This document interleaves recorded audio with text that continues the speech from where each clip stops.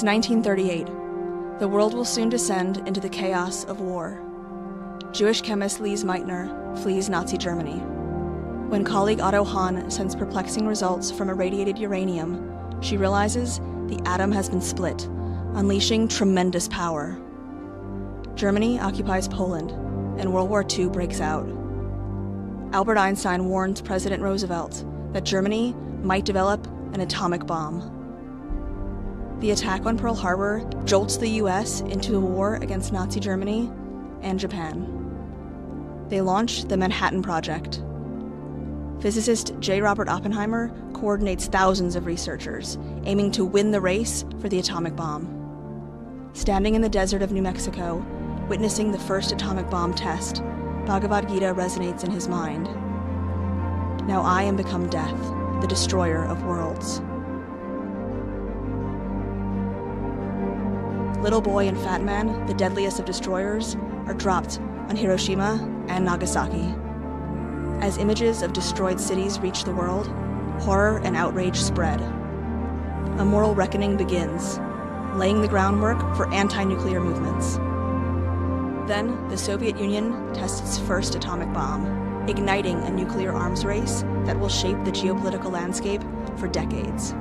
The world witnesses the dawn of a new era as the US detonates the first hydrogen bomb. The Russell-Einstein Manifesto is issued, warning the world of catastrophic consequences of nuclear war. A few months later, the first Soviet H-bomb is successfully tested. Then, the Soviets launch Sputnik, the first satellite to orbit the Earth. Its rocket is designed to carry nuclear missiles, something the US was working on as well. A wave of anti-nuclear protests emerge amidst escalating tensions and ever more powerful nuclear tests, like the Soviet Tsar Bomba, 3,300 times more powerful than the bomb dropped on Hiroshima. October 1962, the CIA uncovers Soviet nuclear missiles in Cuba. For 13 days, global peace hangs in the balance, until Moscow backs down and removes the missiles.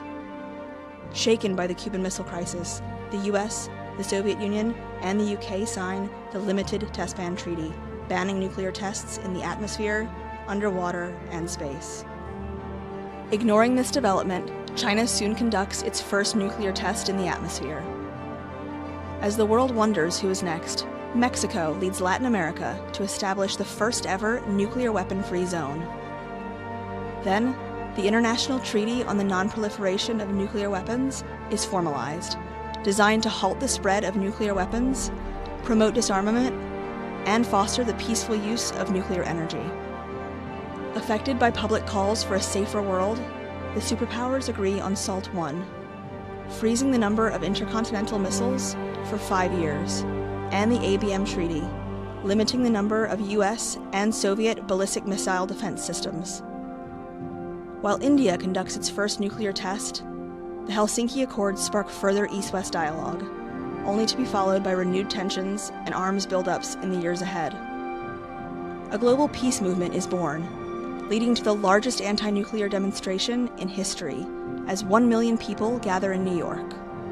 Meanwhile, France conducts a series of thermonuclear tests in the Pacific. In response, South Pacific nations unite, establishing a nuclear-free zone. Israel's nuclear weapons program is revealed weeks before Presidents Reagan and Gorbachev discuss nuclear abolition, leading to the Intermediate Range Nuclear Forces Treaty, prohibiting all US and Soviet intermediate-range missiles. As the new decade dawns, with hope for a safer world, South Africa joins the Non-Proliferation Treaty, and START I reduces the US and Soviet arsenals by 1/3. When the Soviet Union dissolves, Belarus, Kazakhstan, and Ukraine promise to give up on nuclear weapons, and START II demands the US and Russia further reduce their strategic arsenals. Motivated by a global push for disarmament, nations in Southeast Asia and Africa establish nuclear weapon-free zone treaties, and the Non-Proliferation Treaty is extended indefinitely. The Comprehensive Nuclear Test Ban Treaty is signed, banning all nuclear tests, a milestone in global disarmament. However, it will fail to be fully ratified, as key nations withhold approval. concern grows as India and Pakistan conduct nuclear tests. Then, as humanity approaches a new millennium, 187 countries gather at the NPT Review Conference and agree to 13 practical steps toward the elimination of nuclear weapons. But the perception of where nuclear threats might emerge changes as the 9/11 attacks fuel fears of terrorists acquiring nukes. The Moscow Treaty commits US and Russia to further reduce their strategic arsenals. However, missile shields and new weapons stir tensions as nuclear powers backslide on their promises and modernize their arsenals. Now, North Korea conducts its first nuclear weapons test, and worries of Iran's nuclear ambitions grow. Still, momentum for a nuclear-free world builds, inspired by President Obama's 2009 pledge. The New START Treaty places limits on the deployment of strategic nuclear warheads and delivery systems. After years of negotiations, in exchange for sanctions relief, Iran agrees to curb its nuclear plans, and the first international treaty to fully prohibit nuclear weapons is signed. Still, long-standing arms control foundations start to erode. The US and Russia withdraw from the INF Treaty, a stabilizing factor since 1987. China, India, and Pakistan strengthen their arsenals, and North Korea remains a threat. Still, the US and Russia hold nearly 90% of nuclear weapons. Russia invades Ukraine, warning nuclear weapons may be used if the West intervenes. The nuclear order developed over the decades has collapsed. The world is horrified by the chaos of war and fear that nuclear weapons might be used in anger for the first time in 80 years. History shows we can commit to disarmament, but can we do it again?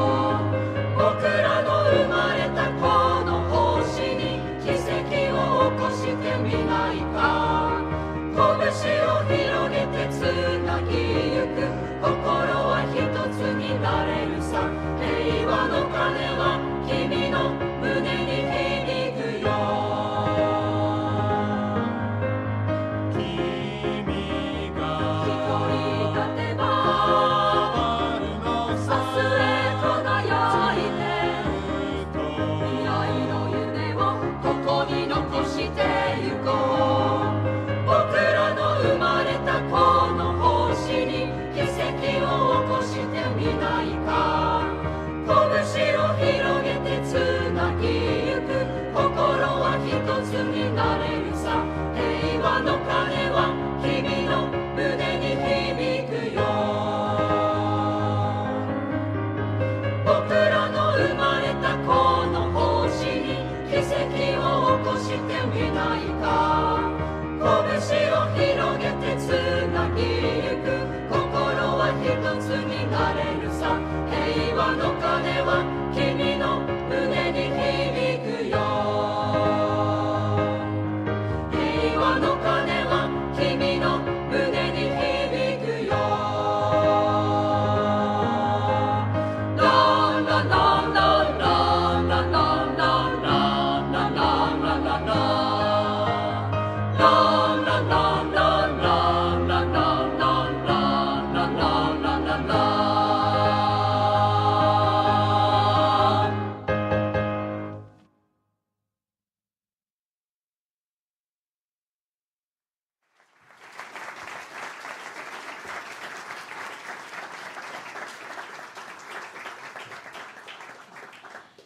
Welcome to the Nobel Peace Conference 2025, A Message to Humanity, the Nobel Peace Center's annual international peace conference honoring the latest Peace Prize.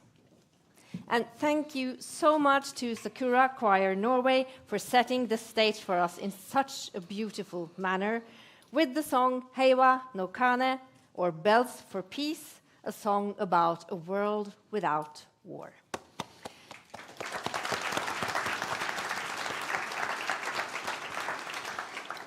My name is Ingvild Bryn Rambøll. I will be your host for today, and I'm joined by Sri Srinivasan. I'm your digital host, and my job is to help make sure everyone who's watching around the world can participate and ask questions. Today is Hiroshima Day, marked all over the world. 80 years ago today, an American atomic bomb was dropped over that Japanese city, leaving vast areas under a carpet of dust, despair, and death. 3 days later, a new bomb was dropped over the city of Nagasaki. More than 200,000 people were killed and tens of thousands were injured. Some of those who have survived have spent their lives turning this devastating experience into activism. Last December, the Japanese Organization for Atomic Bomb Survivors, Nihon Hidankyo, were awarded the Nobel Peace Prize for its efforts to achieve a world free of nuclear weapons, and for testimonies that these weapons must never, ever be used again. Our conference today will honor the work and the legacy of the survivors, the Hibakusha, and discuss how their efforts for a nuclear-free world can be brought forward in a time with increasing international tension and great power rivalry. We're so honored to have the Assistant General Secretary of Nihon Hidankyo, Masako Wada, with us here today.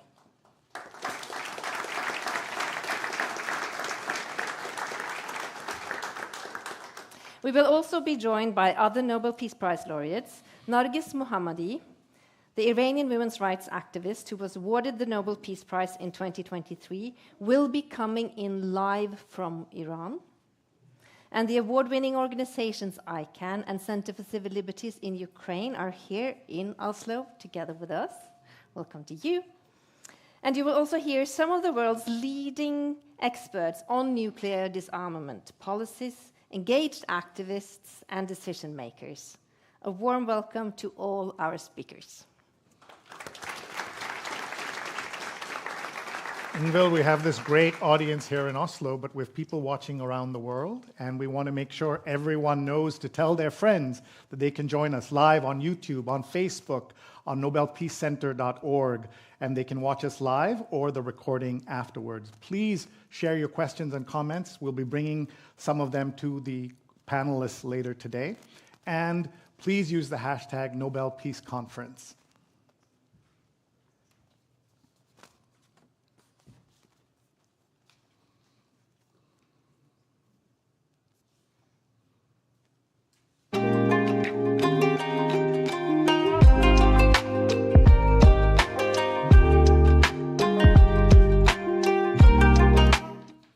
Our program here today is divided into 3 sessions. After an opening session, we will have a session where we look at today's nuclear threat. Around 2:30, there will be half an hour's break. And in the second and final session, starting at 3 o'clock, we will look at solutions for a nuclear-free world.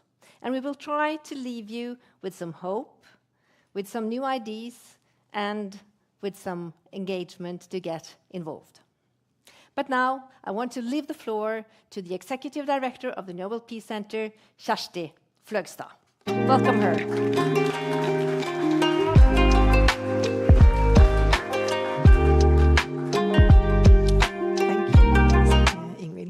Dear Excellencies, dear representatives of the Nobel Peace Prize laureates, speakers, guests here and online, and dear friends of peace, welcome to this year's Nobel Peace Conference, a message to humanity.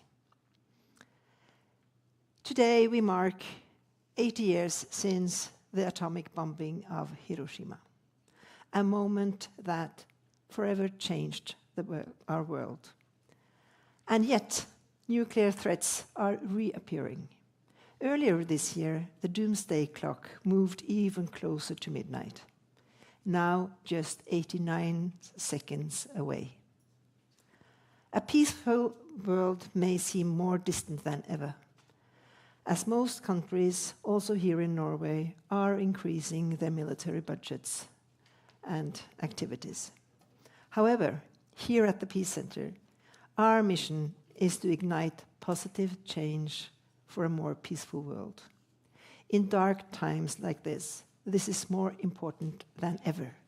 And we do this through the work of the Nobel Peace Prize laureates, whose courage and commitment light the way forward. And one such inspiration is Masako, Wada, and Nihon Hidankyo. And Masako-san, you are with us here today. She was just a baby when the bomb fell on Nagasaki in 1945. Today, she is the Assistant Secretary General of Nihon Hidankyo, the Japanese organization of atomic bomb survivors, the Hibakushas, who received the Peace Prize in 2024, in December last year.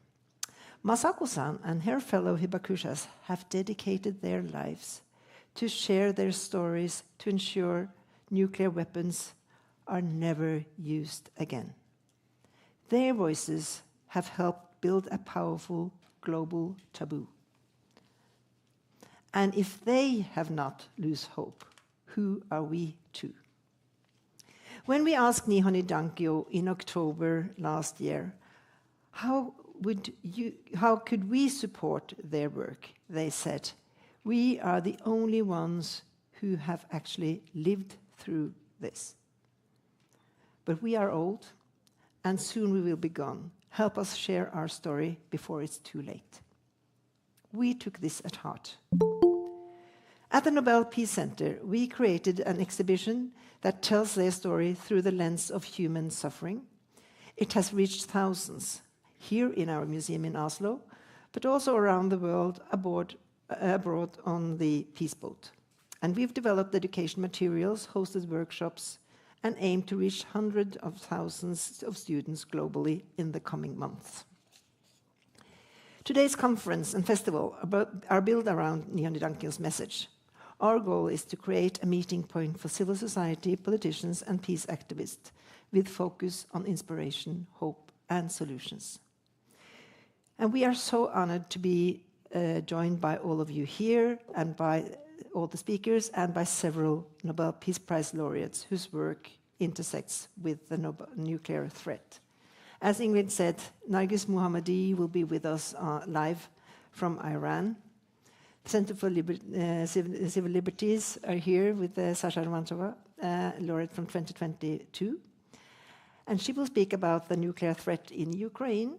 And of course, ICAN, Daniel Högsta, is here to talk about the global picture. I look forward to hearing their and all the other speakers' perspectives and suggestions. And before I end, I just want to thank our partners, Hydro Reitan, the Norwegian Minister of Foreign Affairs, the City of Oslo, Bergesen Foundation, Outrider Foundation, Lex International, and Scandinavia, Japan, Sasakawa Foundation for making this conference and festival possible. It has been a truly meaningful year for us at the Nobel Peace Center, beginning on October 11th, when the chair of the Norwegian Nobel Committee announced the Nobel Peace Prize to Nihon Hidankyo. It is now my great honor to welcome him on stage. Please join me in welcoming Jørgen Watne Frydnes and help me give him a warm welcome.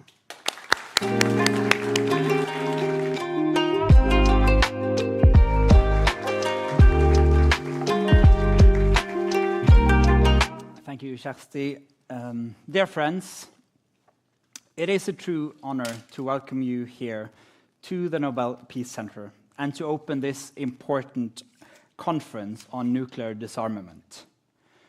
As said, today we mark that it's 80 years since the atomic bombings of Hiroshima. In 3 days, we remember Nagasaki. We pay tribute to all those who were lost, to all the survivors, and to all those who turned pain into hope and memory into a force for peace. These two attacks did not just destroy cities. They changed the course of human history. They forced us to confront with unbearable clarity the scale of devastation that we as human beings are capable of. From the ruins of the atomic bombs rose the voices of the Hibakusha, survivors who, despite physical suffering and painful memories, chose to bear witness and inspire hope.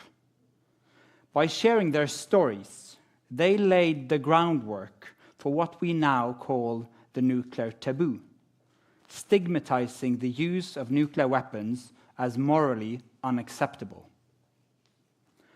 But we must be honest, the taboo is under threat. We stand now at the edge of a new and unstable nuclear age. Nuclear powers are modernizing their arsenals. New nations are seeking these weapons. Disarmament treaties are collapsing. And in today's conflicts, the threat of nuclear use is returning to the public rhetoric. In the face of this, the task of remembrance becomes not only moral, but urgent. Last year, the Norwegian Nobel Committee awarded the Nobel Peace Prize to Nihon Hidankyo, the Confederation of Atomic Bomb Survivors in Japan. It was a tribute to their tireless efforts to ensure that this promise, this taboo, is remembered, renewed, and passed on. The prize was, however, more than just a recognition. It's also a warning and a call. A warning that the nuclear threat is not behind us. It is ahead of us. And a call to remember what too many seems to have forgotten, what nuclear weapons truly are.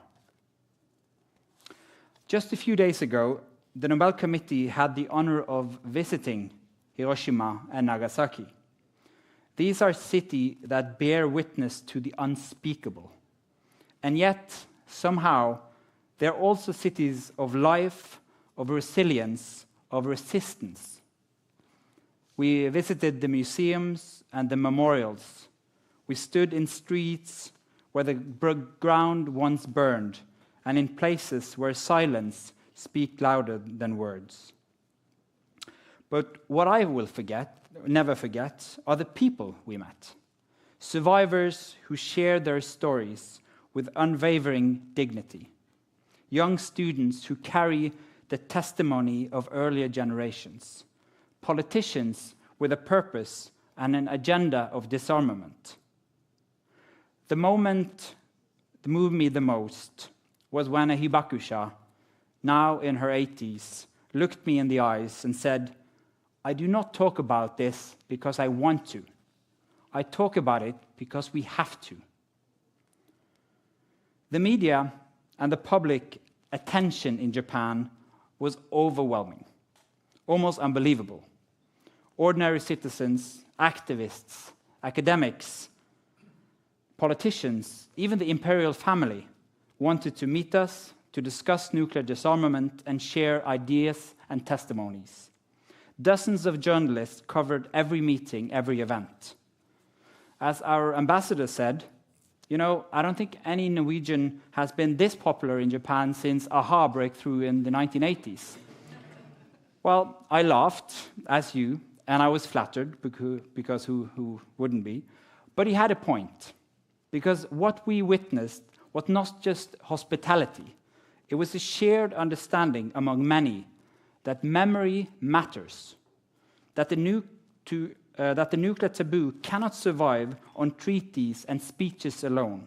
It must be kept alive by people.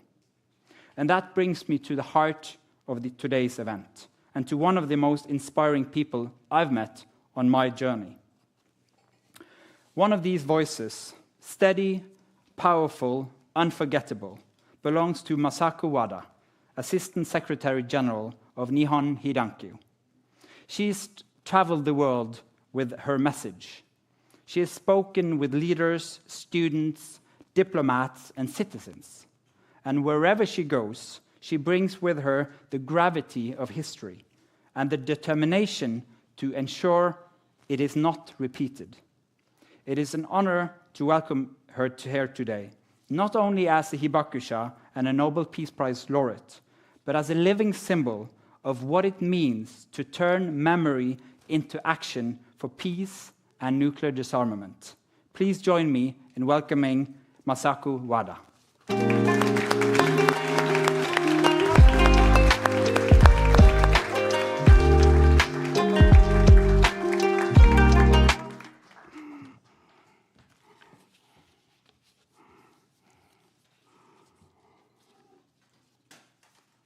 Thank you.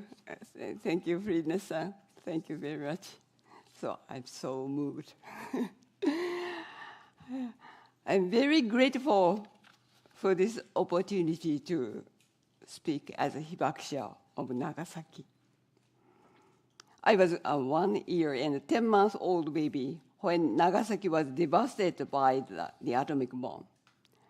My house was located 2.9 kilometers away from the blast center. Thanks to the mountains surrounding the central part of Nagasaki city, I have survived to this day.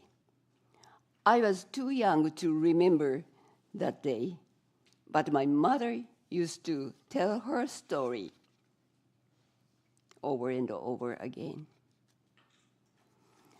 On the mountain path, she saw a file of people escaping from fire near the blast center.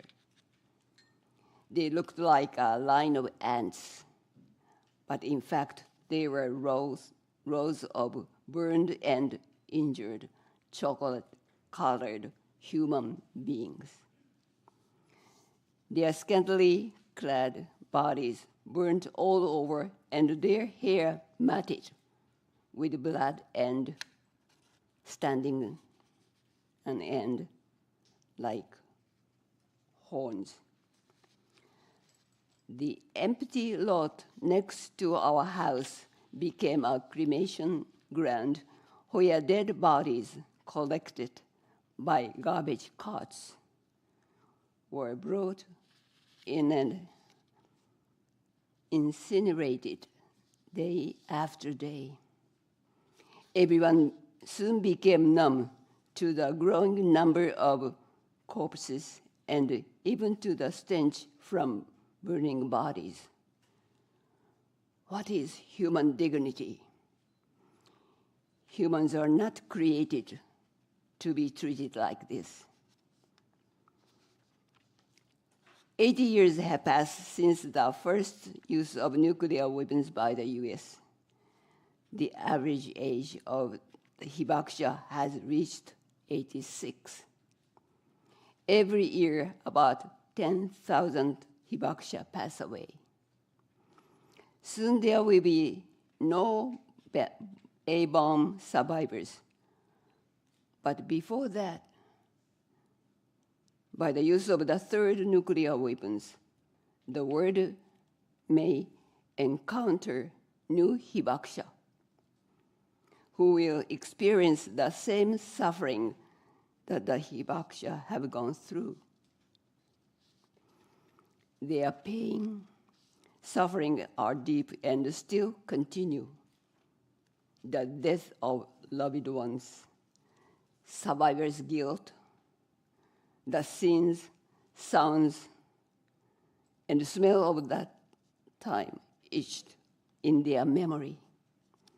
Diseases of unknown cause, economic difficulty, prejudice, and discrimination.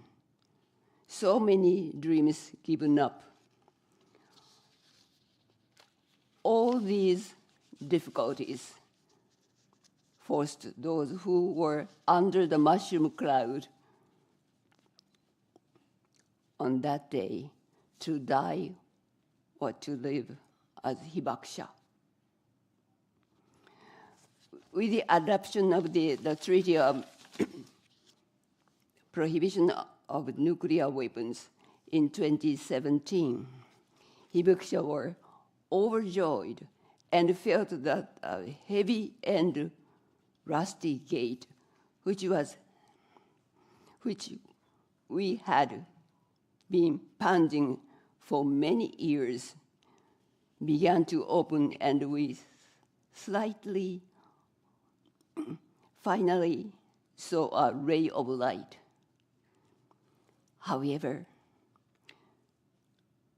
what we actually found beyond the slightly opened gate was a huge military spending and new weapons that are being developed every day. What has the world done in the 55 years since the NPT entered into force? Non-nuclear weapons states and hibakusha were frustrated by the nuclear weapons state neglects of their obligation to implement the NPT. The nuclear-armed states and their allies should recognize the fact that due to their insincerity and arrogance, the entire human race is on the brink of nuclear war.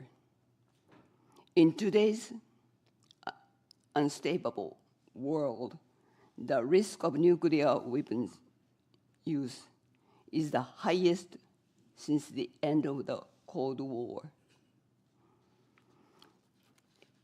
In Nihon Hidankyo's founding statement, Message to the World of 1956, we declared our pledge to save humanity from the crisis through the lessons learned from our experiences, while at the same time saving ourselves. Nuclear weapons are inhuman weapons that bring indiscriminate and widespread damage to the victims from the blast, heat rays, and radiation, and from after effect that last for many years. Hibakusha know more than anyone else that if nuclear weapons are used for the third time, there will no longer be anyone left alive to happily observe the effect and the consequences. Nihon Hidankyo was awarded the 2024 Nobel Prize. The committee evaluated the work for each hibakusha who, by sharing experience and witness accounts, conveyed to people the inhuman consequences of nuclear weapons. Chairman Frydnes spoke in his speech. They bridge the gap between those who were there and we other untouched by violence of the past. They are living reminders of what is at stake. I believe the Nobel Committee decided to award the prize to Nihon Hidankyo, recognizing that the existence of hibakusha and their words, not nuclear weapons, have been deterrent to nuclear war. I am happy that the term of Nihon Hidankyo has become known in Japan and abroad. Receiving the award was not our goal, but it has provided a new boost for our mission. The hibakusha are the ones who know the humanitarian consequences of the use of nuclear weapons. We will continue to convey that reality. Please listen to us. Please empathize with us. Find out what you can do and take action together with us. Nuclear weapons cannot coexist with human beings. Nuclear weapons were made by humans and used by humans. So it is also up to the humans to abolish them by our wisdom, public conscience, and responsibility. No more hibakusha and no more war. Thank you very much. Thank you.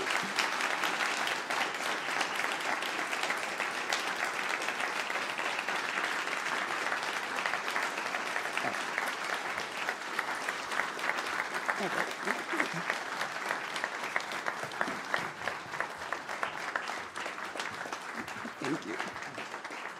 Mine. Okay, thank you. Thank you so much, Masako Wada. Thank you for sharing your story and for urging us all to act. Have you noticed that we have a tree on stage? This tree is a hibakuyumoku, the Japanese word for a tree that survived the atomic bomb. Seeds from the trees that managed to survive have been harvested and planted and spread as symbols of peace to other countries and cities, among them to the Botanical Garden here in Oslo. And they have been very kind to lend us this tree.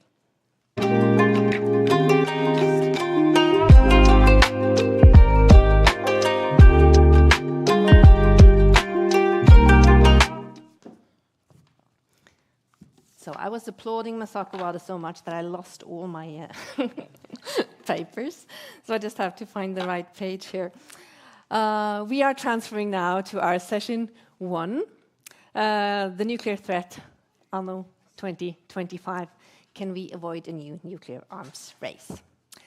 Since the Nobel Peace Prize to Nihon Hidankyo was awarded in October last year, the nuclear threat seems to have been only growing and is now looming larger than at any time since the Cold War.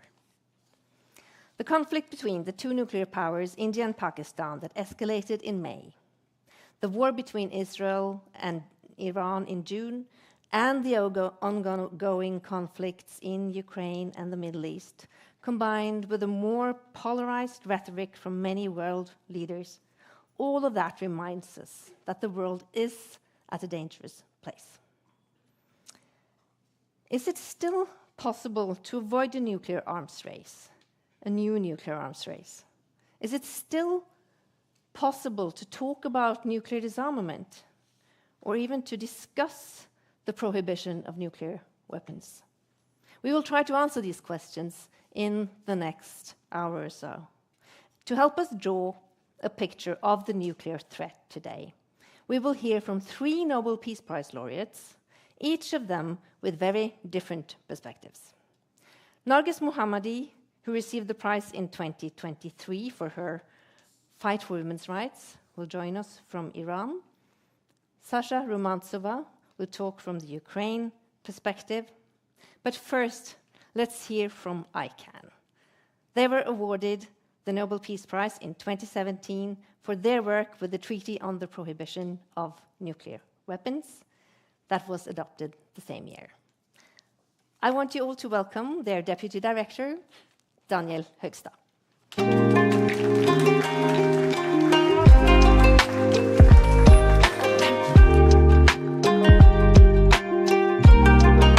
Thank you very much, Ingvild, and thank you very much to the Nobel Peace Center for hosting us and marking this extremely important anniversary at such a crucial time.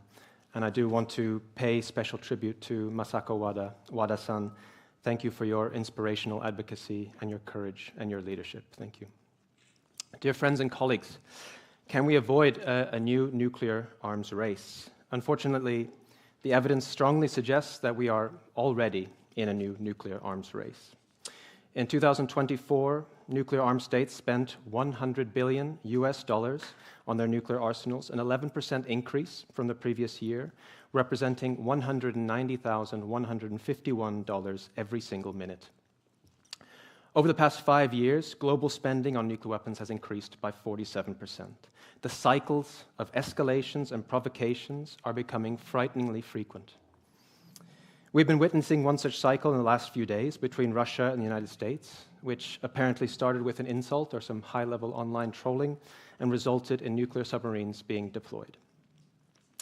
The risk is that we become numb to these kinds of things, that this becomes the new normal, which distracts from the urgency and which obscures the only truth that matters when it comes to nuclear weapons, the truth that Nihon Hidankyo and Hibakusha have dedicated their lives to sharing.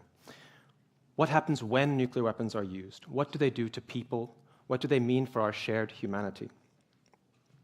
So was this new nuclear arms race inevitable? Whether it be because of Russia's aggression and invasion of Ukraine and their numerous reckless threats to use nuclear weapons in the context of that war, or dramatic political shifts, or an arms industry, an increasingly emboldened arms industry that made $42.5 billion from nuclear weapons contracts signed in 2024 alone, or a combination of all those factors. No, it was not inevitable. There have been opportunities to pursue a different path. There have been choices made. Every government has a role to play, and all must be held to account. What are their records when it comes to nuclear weapons?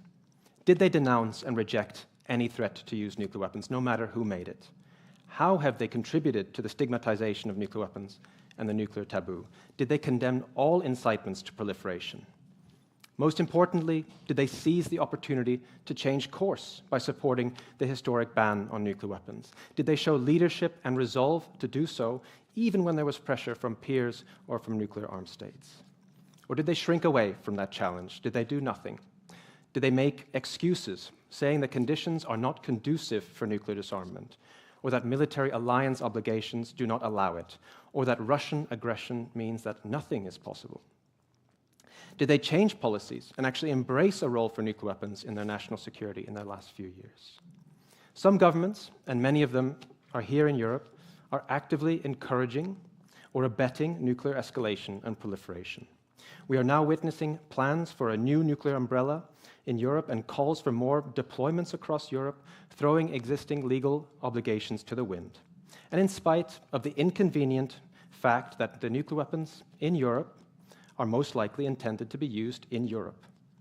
Who benefits from the normalization of nuclear weapons? The worst actors, Russia.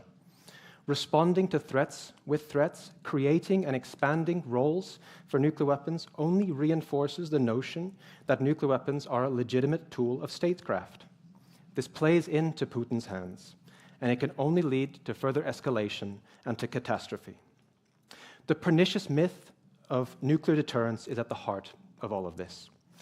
Nuclear deterrence is an unrealistic and dangerous propaganda masquerading as realism and pragmatism. It is an unprovable theory based on naive assumptions about human behavior, for which escalation is a key feature, not a bug. But there is an off-ramp to the nuclear arms race. It starts with dismantling the myth of nuclear deterrence and rejecting any role for nuclear weapons, and it is rooted in multilateralism and diplomacy. That is what the Treaty on the Prohibition of Nuclear Weapons is all about. This is where real leadership is being shown. The treaty has come a long way in a short time since it entered into force in 2021. It will soon achieve the official support from more than half of the world's governments. The TPNW was inspired by the message of the Hibakusha, and unlike nuclear deterrence, it is rooted in science, in the evidence of the humanitarian consequences of nuclear weapons. It is right there for any government to choose to join the right side of history. It might not be easy politically always, but it is as simple as that. Honoring the Hibakusha does not mean simply paying lip service to their suffering, like so many leaders have been content to do. It means actually hearing their message, which is very clear. Recognize the unacceptable humanitarian harm nuclear weapons cause, reject nuclear deterrence, join the TPNW, and eliminate nuclear weapons. We owe the Hibakusha a debt of gratitude, yes, but much more than that, we owe them action. Thank you very much.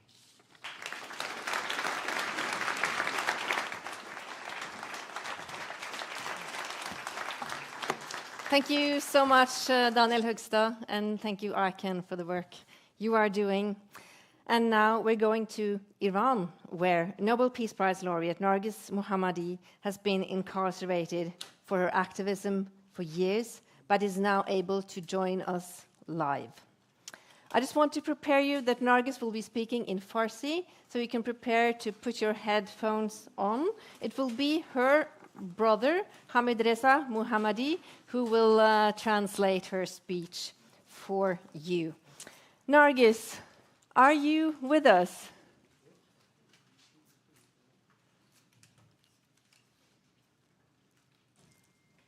So I don't think I can see Narges, but I can still not hear her. There she is. Hello, Narges. So good to see you. How are you? Hello. It's an honor to be here with you today. I'm doing well. I'm speaking to you from Tehran, from Iran. So I truly appreciate the opportunity to be here. Thank you very much. Thank you so much for taking the risk to talk to us today. You have been under constant threat from the regime, and you've received physical threats warning you to remain silent, especially since the recent attacks from Israel on Iran. But we are so happy that you are not silent and that you want to speak to us today. We are looking forward to hearing your remarks. Narges Mohammadi, the floor is yours.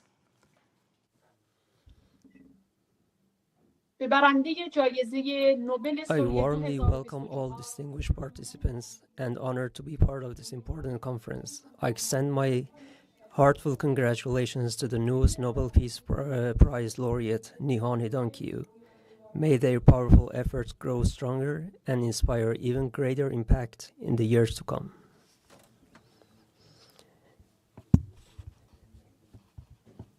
The presence of Nihon Hidankyo and myself as present Nobel Peace Prize laureates at this conference is in itself a response to one of the most urgent questions of our time. Why does the world still need nuclear disarmament? Nihon Hidankyo has long stood for a world free of nuclear weapons, a commitment born from the catastrophic use of nuclear force against the people of Japan exactly 8 years ago in Hiroshima and Nagasaki. I speak to you from Iran, a country whose people have borne the heavy consequences of the ruling regime policies, including its nuclear program. These policies pursued without the consent or participation of the Iranian people have led to poverty, hardship, sanctions, international isolations, environmental devastation, and constant shadow of war. While Iran is rich in not only oil and gas but also two vast and inexhaustible sources of clean energy, sun and wind, today we face widespread shortages of electricity and water across the country. The entire country is paralyzed for hours or even days without power or water, yet the regime processes 400 kilograms of 60% enriched uranium that it now feels compelled to hide. I must state here that in the case of Iran's nuclear policy, the claim of its being peaceful is mere political rhetoric. We know well that the core issue has always been about power and competition. This truth is evident both in international negotiations and among the public. Esteemed guests, we are here to address a vital issue, one that concerns the fate of humanity and our shared home, planet Earth. In a world where authoritarian governments pursue nuclear weapons to ensure their survival and where invasions of one country by another are becoming normal, and as international institutions like the United Nations steadily lose their influence, the temptation for countries to pursue nuclear arms grows stronger. The movement for nuclear disarmament has regressed in the face of the renewed ambition and drive for nations competing for nuclear superiority. The discourse of peace and global peace movements have been weakened, and what we often see in global media is a normalization of war and genocide. In such conditions, some believe that the level of conflict and tension has risen so sharply that perhaps even today it is already too late to prevent a nuclear arms race in the Middle East.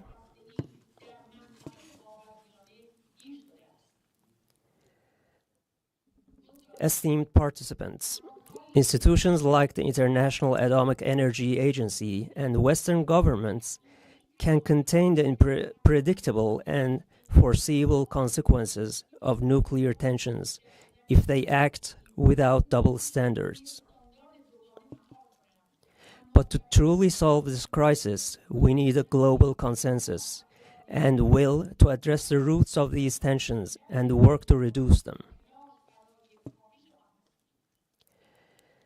Does increasing global inequality, along with the regression and weakening of democracy, correlate with rising nuclear competition?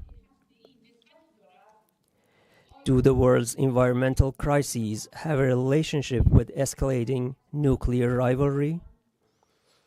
I won't elaborate further. I only wish to point out that to resolve the nuclear crisis, we need consensus-building forces within international institutions and among global and regional powers, so that instead of focusing only on the nuclear capabilities of various countries, we examine the causes of heightened regional and global tensions. Honorable attendees, when it comes to Iran, I can say with certainty that the Iranian people do not see their security, dignity, or power as dependent on the regime's nuclear capability. If they are given the opportunity to truly participate in determining their own destiny, they will choose democracy, freedom, equality, human rights, development, prosperity, constructive international relations, and cooperation with all the nations of the world. In recent years, you have witnessed the glorious woman, life, freedom movement in Iran. The people of Iran are fighting for their right to self-determination, while the Islamic Republic regime responds to their rightful demands with executions, killings, imprisonment, torture, and threats. These days, people inside Iran are raising their voices in protests. In response to the regime's slogan, "Nuclear energy is our absolute right," they say, bread, water, electricity, job, education, freedom, peace, life, and human dignity are our absolute rights. The transition from a religious authoritarian system to democracy and achieving freedom and equality through the guarantee of human rights, the empowerment of the people and civil society, and the reliance on the agency of the people themselves is the fundamental solution to Iran's current crisis, including nuclear crisis. I will continue to struggle alongside the Iranian people for a democratic, peaceful transition to an end to the religious tyranny regime. We are calling for a free and transparent referendum under the supervision of the United Nations and international bodies to allow the Iranian people to reclaim their national sovereignty.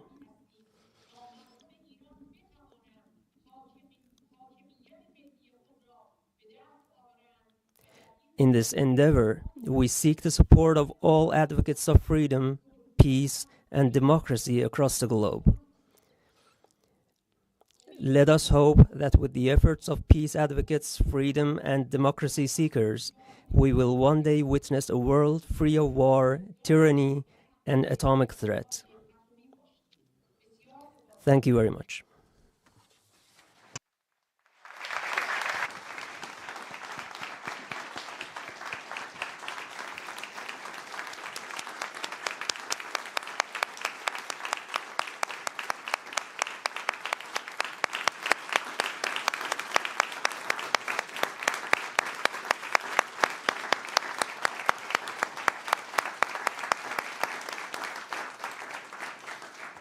Merci, Narges, Mohammadi. Thank you so much for joining us. I hope you could feel the warmth of the audience here in Oslo. Stay safe, and we hope to welcome you in person in Oslo sometime. Thank you for joining us today.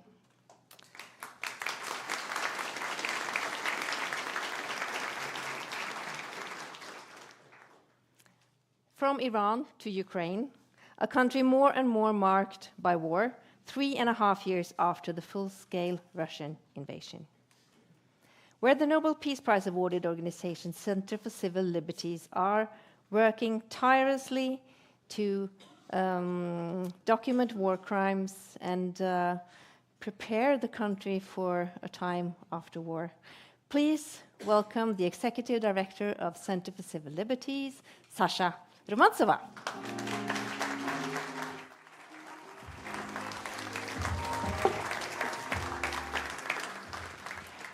Hello, I'm really happy to be here with you, speak about a little bit unpredictable topic for our organization, because when you documented war crime at the territory which concrete now have a war conflict, you figure out that not only traditional aggression can be scared, but we and our partners have a such unique investigation, which call Zaporizhzhia nuclear power plant under occupation. That's exactly first time in the history of armed conflict.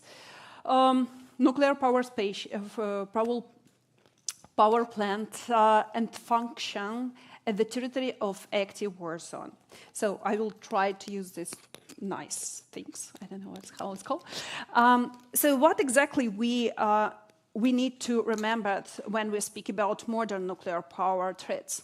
So it's, first of all, ensure it's shelling and militarization of such object.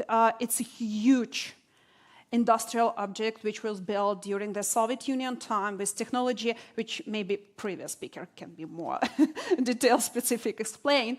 But the problem of this thing that it's unstable. So if you shell it, it will be really bad consequences after this. I'm just remind you that at the territory of Ukraine, we have one nuclear catastrophe, it's Chernobyl. And when Chernobyl was destroyed, that not Soviet or Russian authorities exactly speak about that. Radiation was detected at the Sweden nuclear power station. So when we speak about militarization and shelling of such object, we speak about our common safety. Second one, and it's torture of personnel. That's a huge object with exactly 11,000 employees working there. It's specific employees. More than 10,000 of them, it's people with a special licensee to work there. And they're under the torture, and I will speak about how we figure out that. Replacement of personnel, when these really knowledgeable, really educated people work at not exactly that place, which in system they need to be and belong. And last one, plan to restart the plant. What that means, at the beginning, I want to just show the examples what is big of this nuclear power station. So we speak about 5,700 megawatt, 11,000 employees. Operation is half of nuclear electricity, all the electricity, supplying all the electricity for population of Ukraine. It's 42 million, so quite big. And we in the European system electricity supply, and that means that people at Hungary, Poland, Moldova, Romania, Slovakia, and Belarus exactly take the electricity from there. For your comparing, you need to maybe know exactly Fukushima nuclear power plant, that was 5,300 megawatt, and that was near the 5,000 employers. And when we speak about Chernobyl, sorry, I need to mention it because it's our history. And that was just near half of this poverty and near the half of this operation people who live there. Like Soviet heritage, we have this construction like that. So you have a big industrial object, like nuclear power plant. You always have a Sputnik city. So it's a city where the families of employees living there. Why it's so important? Because that's what you see now, militarization. It's inside the nuclear power station building. So it's mean that even something like non-accurate put the button, it will be exploited. But that's happened with whole the city around the Zaporizhzhia nuclear power plant, which exactly called Energodar. Okay, it's like complicated to translate, but these people who work at the power plant, it's 11,000 people with unique skills and unique knowledges, have a family. This family lives near the nuclear power plants. And one of the form of torture, except to beating them, using electricity, to different kind of really unpleasant procedure, that exactly scaring by FSB that their family will be attacked. And what we have as the result, most of these people trying to escape from this city. Most of these people left their job, which they feel a really deeply, not only afraid, but like responsibility, because again, you need to be there to be part of security. And these people exactly bring us of the understanding that torturing, FSB pressure, scaring, bring them at the situation when they can be normal security stuff, and they not bring us at the situation when they make a right decision about functional of this power plant. Except that they replace them in the system which they can have a right decision. And we have a few big investigation about this, which you can find here. But next, really important things that June of 2023, Kharkov Dam, maybe you heard about this name. That's a big, big reservoir of water which bring the security water for power plant. So that means that when Russia destroyed this dam, they take out all the water which we need for security of power plant. and then brings us in the situation when power plant in one moment can be exactly non-clear or kind of bomb defect. We speak about nuclear weapon which have an aim to destroy something. Nuclear power plants have an aim just to supply the electricity, but it can happen that this start to be a bomb. That's why we support a lot of different initiatives which trying to speak by common people voice, and how exactly our Nobel laureates remind us that's opportunity to stop this movement, to secure such power plant. It's not even at the politician level. It's a politician, absolutely common people. And one of them, a journalist from Japan named Daisaki Yoshimura. He is created the Kamishiba paper theater, traditional paper theater, which give the story about girl. The clouds, they won't disappear by Kia, that's name of this theater. He just speak with the people, with foreigners who come to the world exhibition in Japan. He come appeal to us, and exactly about more than 111 different countries, just spread this understanding. Nuclear security, it's not a question of politician. It's a question of common people who can create absolutely unique and sometimes use the art to explain that we surely don't want to be in any world when nuclear power plant or exactly bomb explode and destroy our society. Thank you.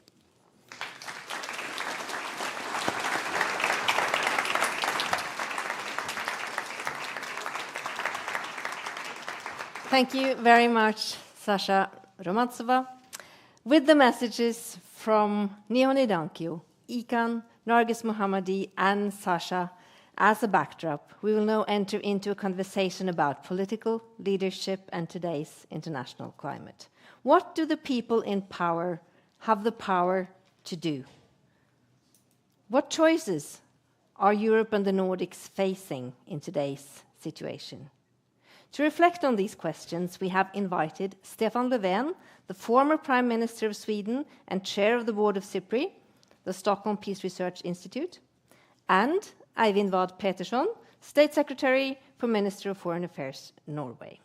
To lead the conversation, we have Arnaud, Siad. He is the host and producer of PRIO's Peace in a Pod.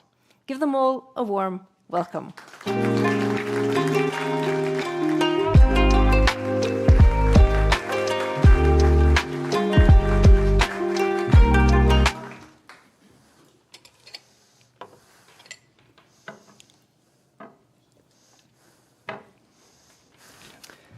Thank you, Ingvild, and to the distinguished Nobel Peace Laureates and to our audience here and online.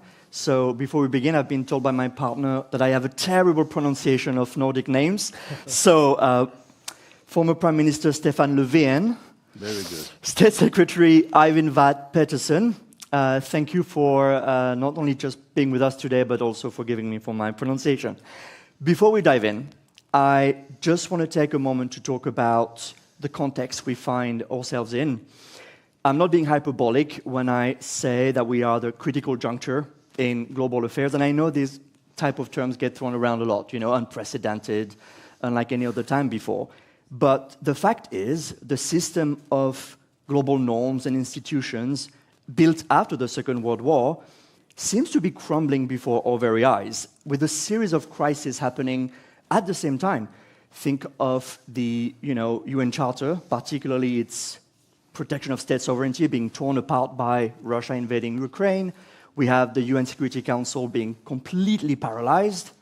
We have international humanitarian law being trampled on a daily basis. Everyone looking at Gaza can attest to that. And many of the very tools designed to uphold international law are also under attack. Think of the fact that sitting judges of the International Criminal Court are under US sanctions, and founding members of the courts, such as my country, France, say that they won't enforce warrants against the Israeli government. So All the while, we have the US pulling the rug under the feet of Europeans, saying, we don't know if Article 5 of the NATO alliance can be enforced, which prompts a flurry of European declarations about ramping up defense.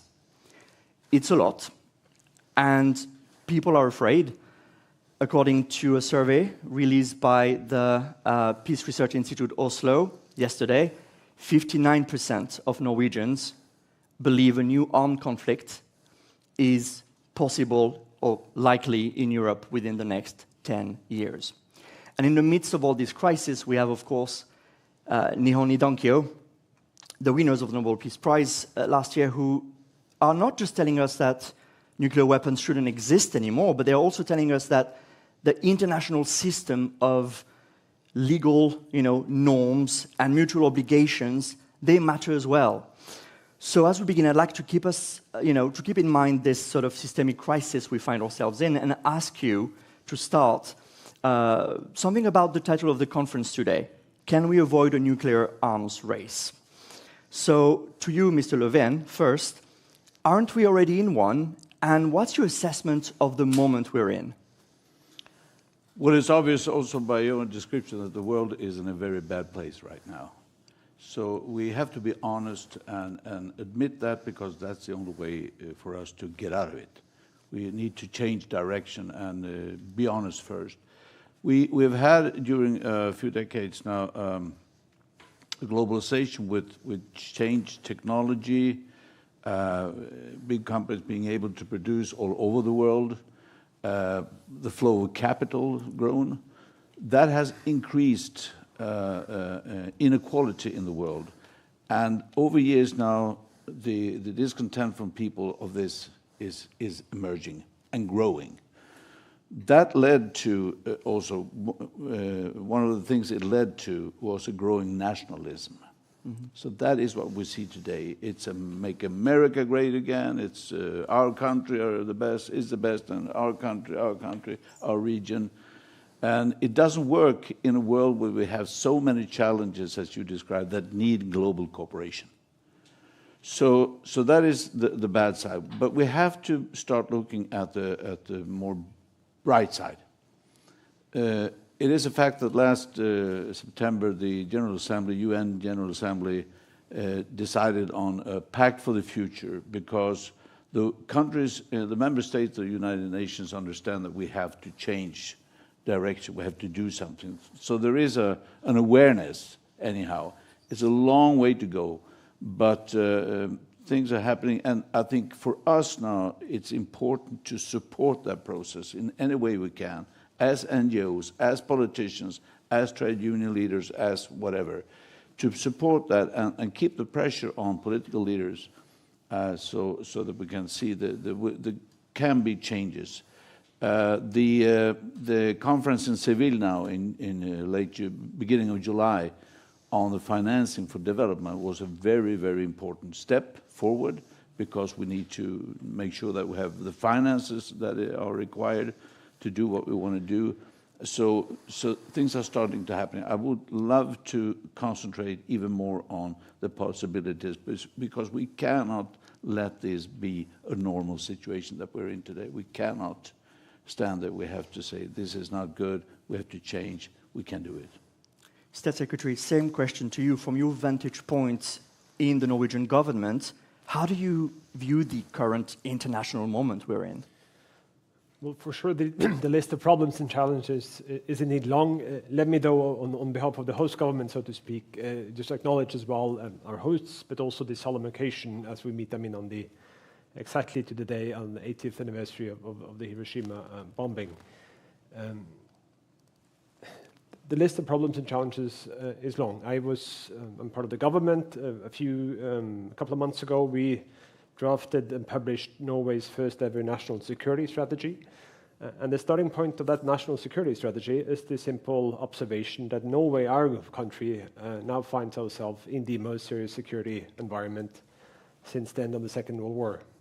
There are several trends pointing in the wrong direction behind that overall observation. One of them is, of course, the increased threat of nuclear proliferation and the weakening of what has been referred to already today as the nuclear taboo. Still, while the list of problems is long, we must not lose hope. There's still possible to change the trend we're on, and without being over-optimistic, there are some promising signs among what is admittedly overall a dark picture.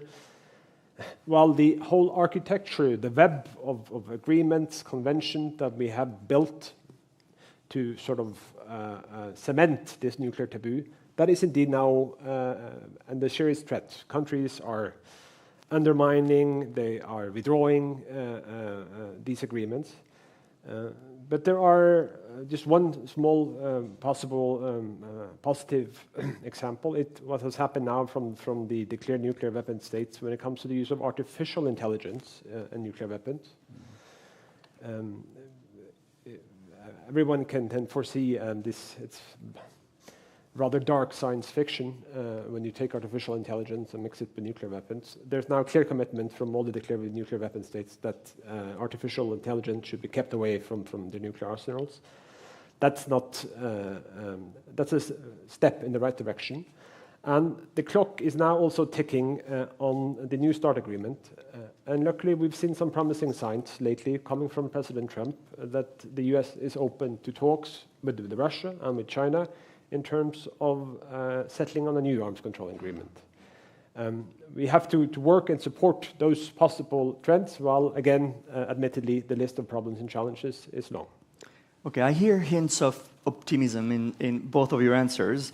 The reality, of course, is that in March, European leaders agreed to a massive increase to defense spending, a 800 billion euros plan.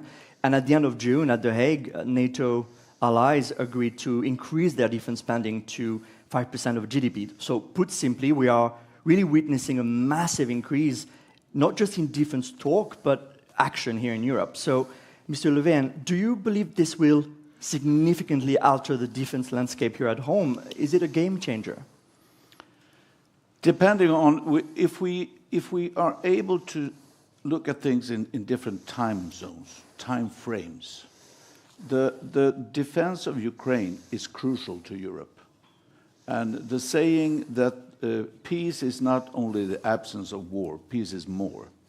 So we cannot let Russia win this war.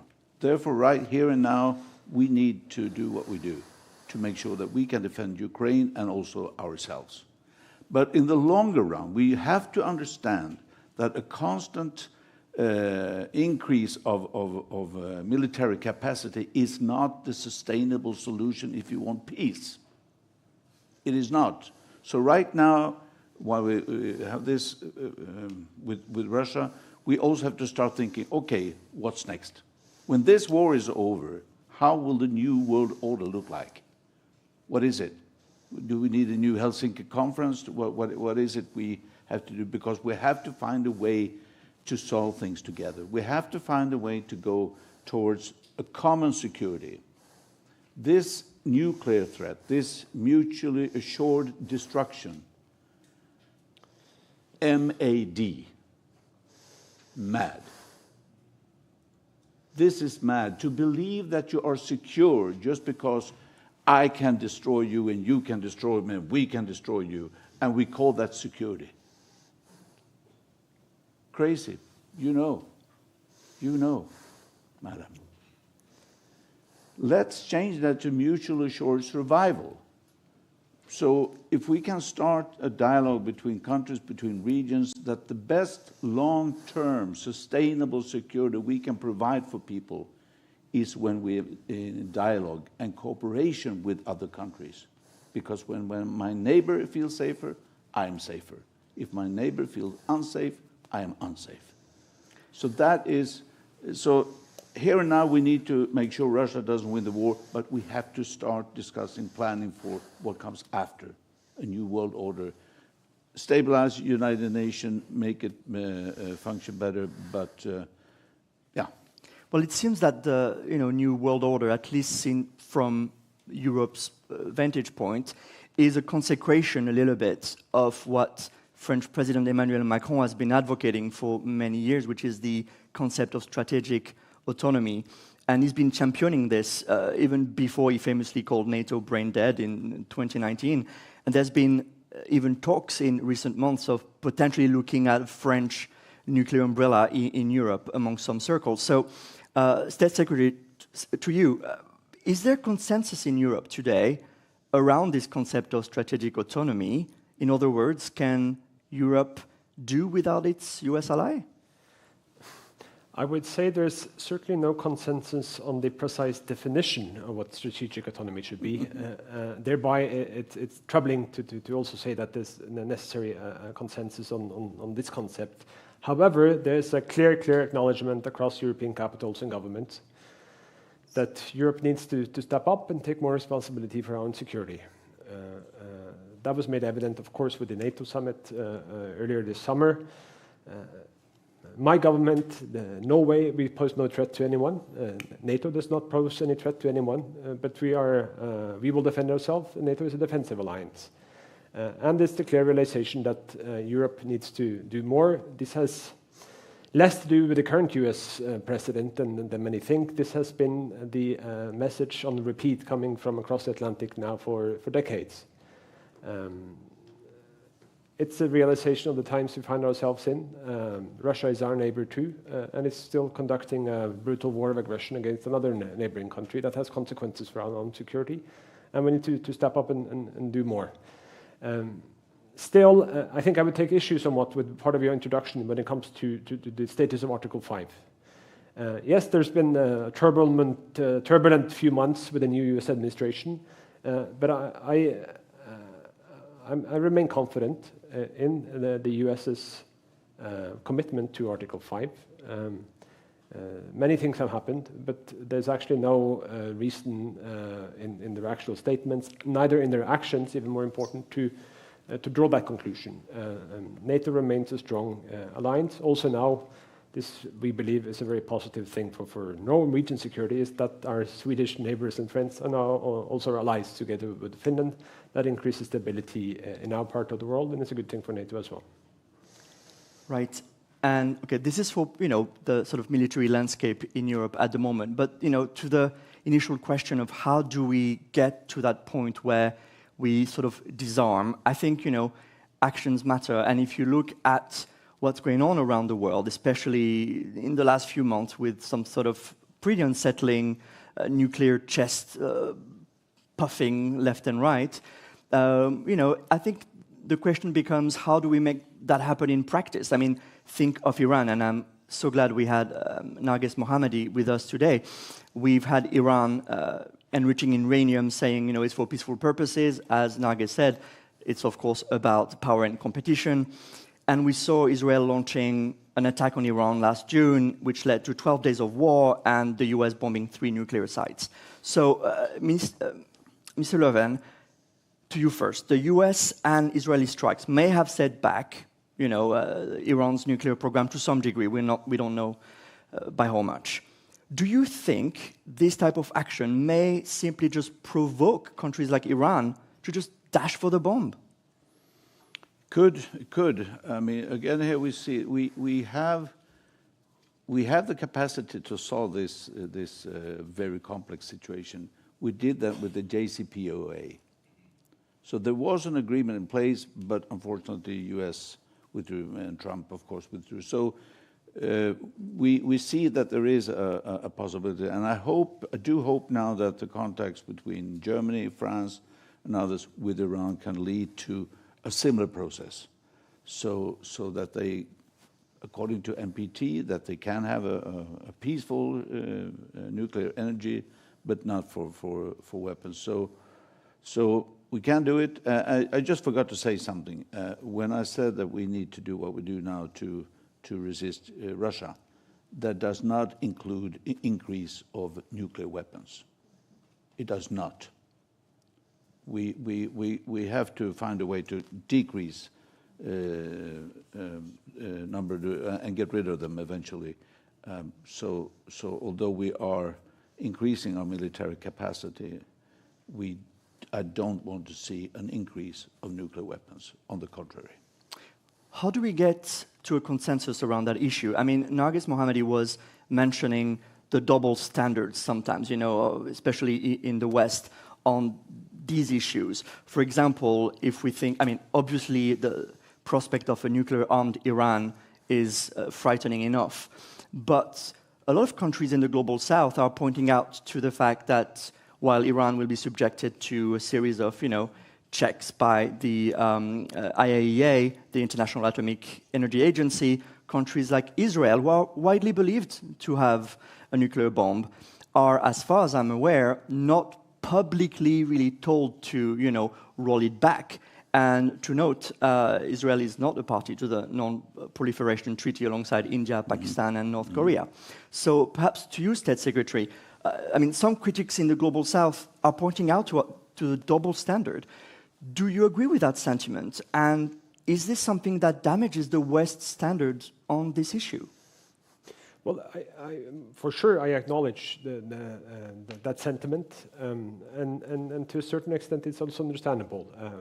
The Norwegian position, we try to be consistent on these issues and say that every single country on the planet would benefit from everyone else also being a part of the NPT.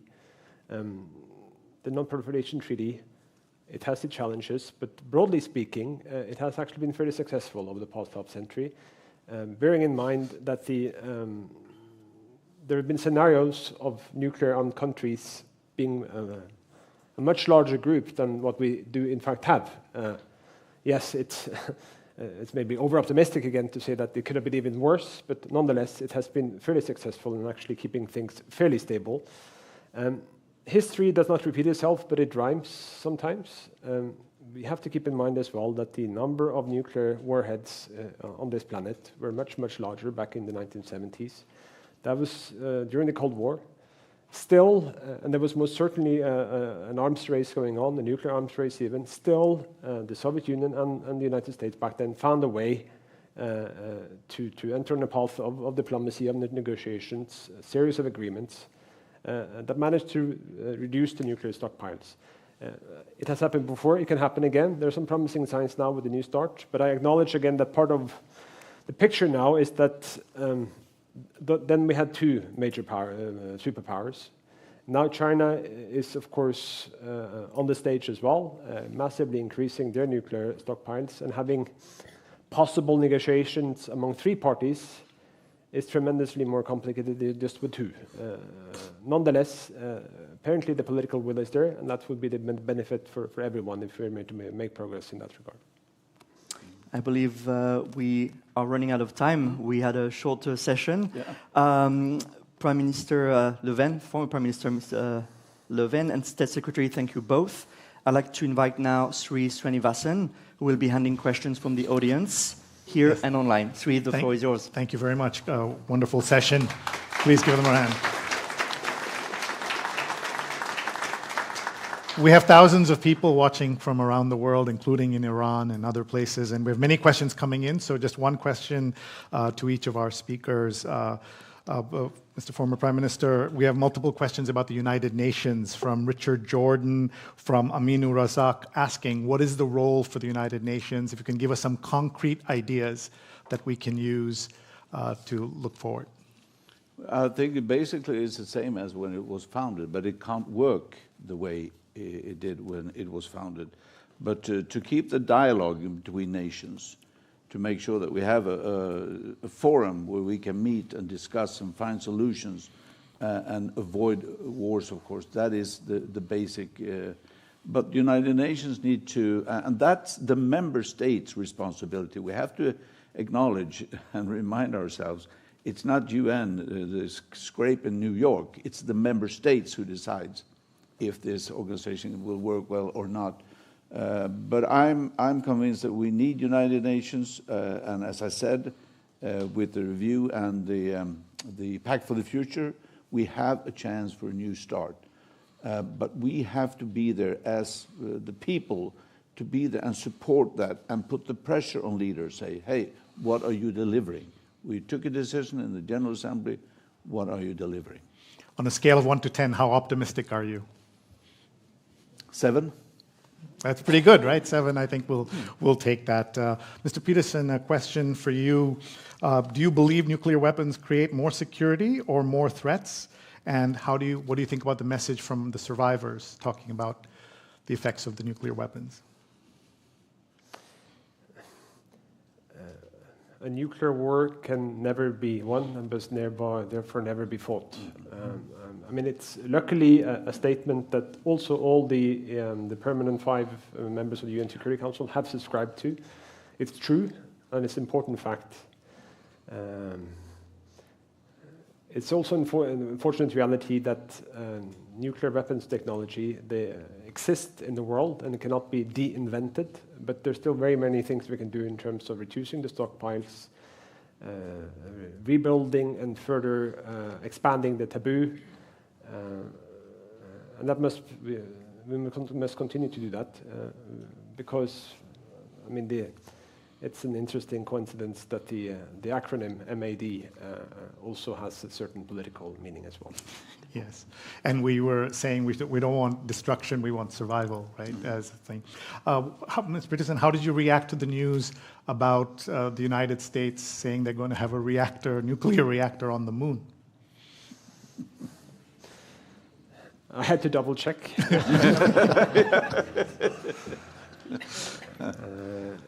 I think all countries as well have agreed that when it comes to space, we should restrict ourselves. I saw the news. I think there's a bit more details to be discovered, and I think we have back in this country. Nuclear power has gone from being a bit of a national taboo to now being very much part of the political debate. But there's quite a distance from that discussion to having something on the moon, I think, as well. Okay. And on a scale of 1 to 10, how optimistic are you? 7. 7. All right. I think that's what we'll do. Thank you very much, gentlemen. Thank you. Thank you, Sir Moderator.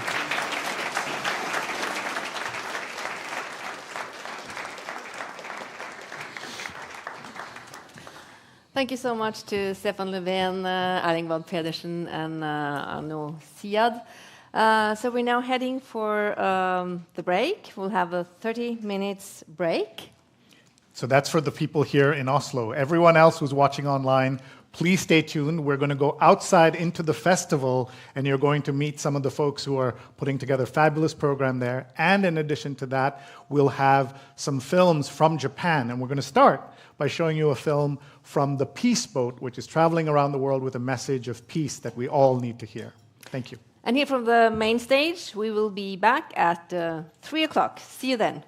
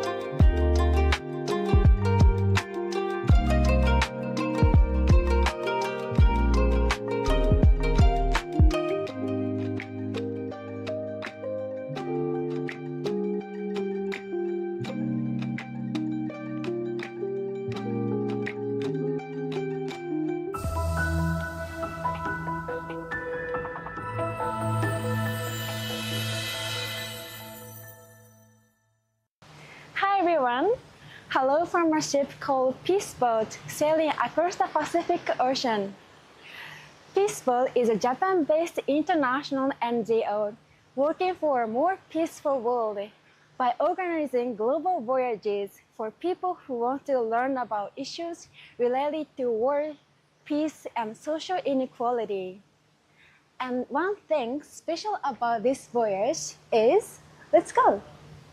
One thing special about this voyage is that we set sail from Yokohama, Japan, on the 23rd of April with an outreach version of the Nobel Peace Center about Nihon Hidankyo here on this ship. The collaboration between the Nobel Peace Center and Peace Boat is a unique opportunity to spread the message of peace and hope widely in the world, and to raise awareness about the devastating consequences of nuclear weapons, while also highlighting the strength and resilience of the survivors. And several of the survivors, including Ms. Fukushima Tomiko, participated in this voyage. And we are very happy to announce that we visited 20 ports in 18 countries, and approximately 2,000 people visited this exhibition. 2,000 people included the journalists, civil society groups, local students and families, UN staffs, and elected officials. Here is a message of Ms. Kuramori Terumi, a survivor of Nagasaki in 1945, who is sailing with us. 私は倉森照美です。長崎で1歳の時に被爆しました。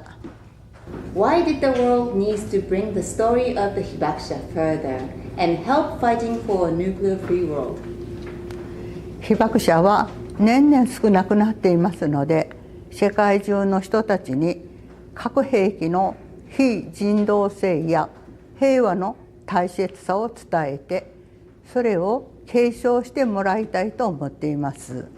そのために残された時間の中で力を振り絞って伝え続けていきたいと思います。世界では今なお戦争が続いていますし、核兵器の使用まで示唆され恐ろしい事態になっています。一度戦争が始まったら終わらせることは困難です。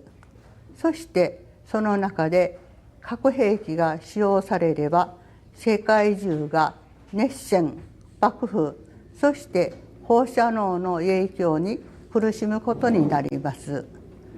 核兵器をなくすか、私たち人間の生活を失うか、そんなリスクなのです。だからこそ、より多くの国が核兵器禁止条約に一刻も早く署名・批准し、核を持っていることや製造することが国際的に違反であるということを世界に見せつけることが核廃絶への一番の近道だと思います。原爆の痛みや苦しみを世界中の誰にも味わってほしくないという思いで、核廃絶の重要性を訴え続けています。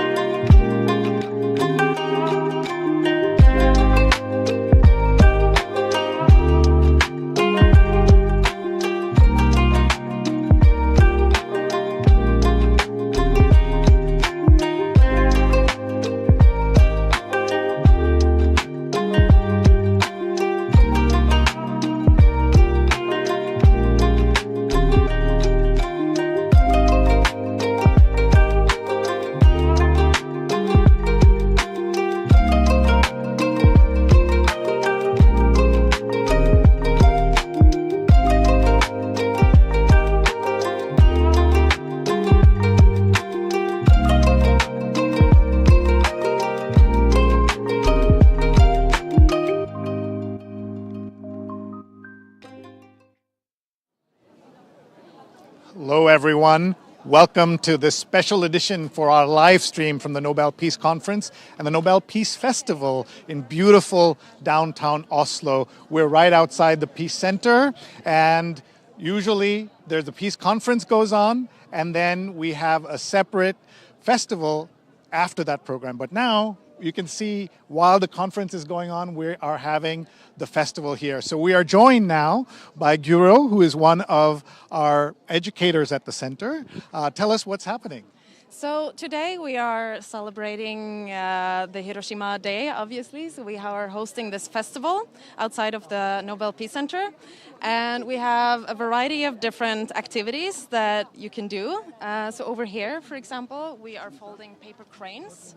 And the origami paper crane is the symbol of Nihon Hidankyo, our laureate. So all day today there has been tons of people sitting here folding, and I think actually we have a possibility of reaching 1,000 paper cranes, which is the magical number, of course. I can show you this. Okay. This is a miniature Zanbatsuru. It's a collection of 1,000 paper cranes. Well, each one is very small. Yeah, so you can see it. It's quite impressive to be able to fold this. So according to Japanese legend, the one who folds 1,000 paper cranes will get a wish granted. So I think if we all make an effort here today, then we can fold 1,000 paper cranes and wish for a nuclear-free world, of course. Wonderful. And so you, of course, have regular people from Oslo, but also tourists here. A variety of people, children. So much energy. Yeah, so much energy. And we are very lucky to have Japanese volunteers helping us because I know how to fold a paper crane, but I don't know how to do it as well as these amazing volunteers, as we can see here. Thank you very much. Yeah. Let's talk a little bit about the calligraphy also. Yeah. So here we are very lucky to also have some Japanese volunteers to help us make calligraphy.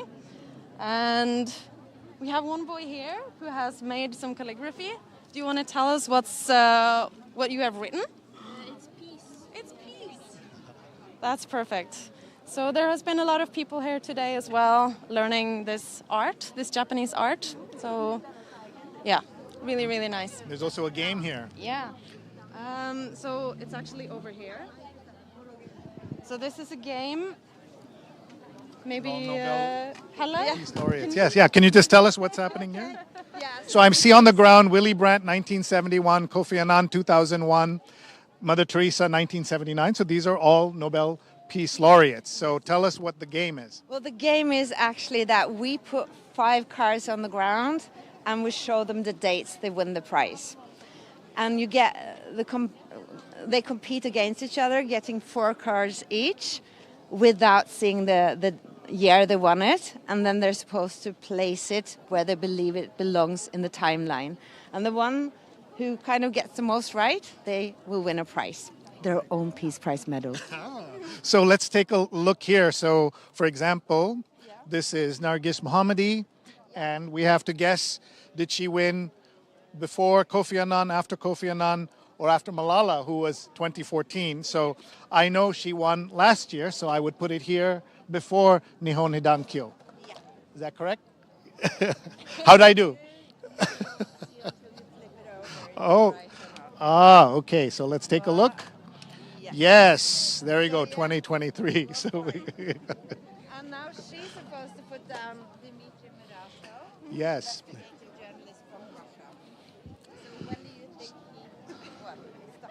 So you have to guess, which year did Dmitry Muratov win? So that's between Malala and Narges. Do you want to flip it over? And you're right, 2021. He shared the Nobel Peace Prize with Maria Ressa from the Philippines.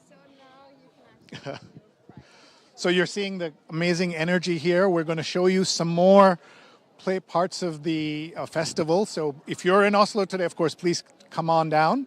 But otherwise, we're going to show you more of what's happening here and also, of course, take your questions and comments. And so now we are ready. In a couple of minutes, we're going to show you a film with an interview with the director of the Hiroshima Museum. You definitely want to stay tuned for that.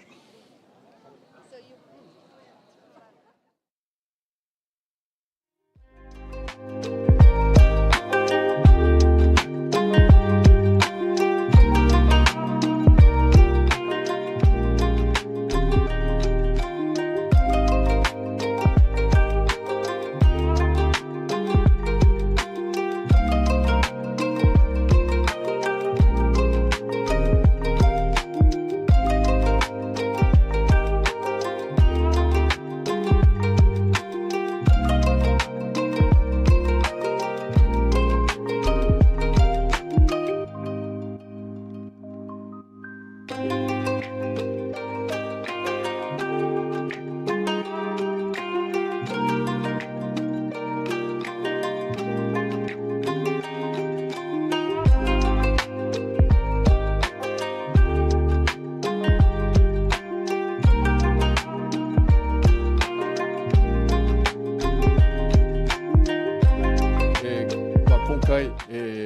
本被団協がノーベル平和賞を受賞されたことで、世界の多くの方々、特に、核兵器あるいは核抑止力に頼ろうとしている国々人々に対して、明確な核兵器を、使用することがどんなに、絶対悪な、ことであるかと。その国籍とか民族とかそういったことを問わず一人の人間として悲惨な被爆の実相に向き合っていただくことができればやはり原爆がもたらす被害の甚大性そして、その私たち人間に及ぼす非人道的な被害、こういったものを、理解していただけるのではないかと思っています。やはりこれから、核兵器のない平和な世界を、構築していく、創造していく、そういったことを考えたときにやはりこれからの未来を担う、今の若い世代の皆さんに被爆の実相を知っていただきやはり核兵器はあるべきではない、そのような意識を持っていただくことが必要だと思っています。これからやはり若い世代の人々にはこの原爆の被害というものを過去の出来事として捉えるのではなくって今も起こりうる現実的な問題として捉えていただき自分がもしそういった被害に遭ったらどうするんだろうどう考えるんだろうそういったことを主体的に考えじゃあそうならないためにはどのような活動をしたらいいのかそういったことを主体的に考えていただく、そういった主体的に、この核兵器や平和について考え行動することができる、そういった若い世代の人々を私たちはこれからも育成をしていきたいと考えています。今日、この会議にご出席の皆様にもぜひ、そうした核兵器のもたらす甚大な被害そして非人道性こうしたものを共有していただいた上でぜひ世界の皆さんが一致して核兵器のない平和な世界を実現するために一人一人がそういう心がけを持って何か行動していくそうした意識を持ってまた私たちと一緒に核兵器のない平和な世界の実現に向けて頑張っていくことができると思います。皆さん共に手を取り合って核兵器のない平和な世界を作っていきましょう。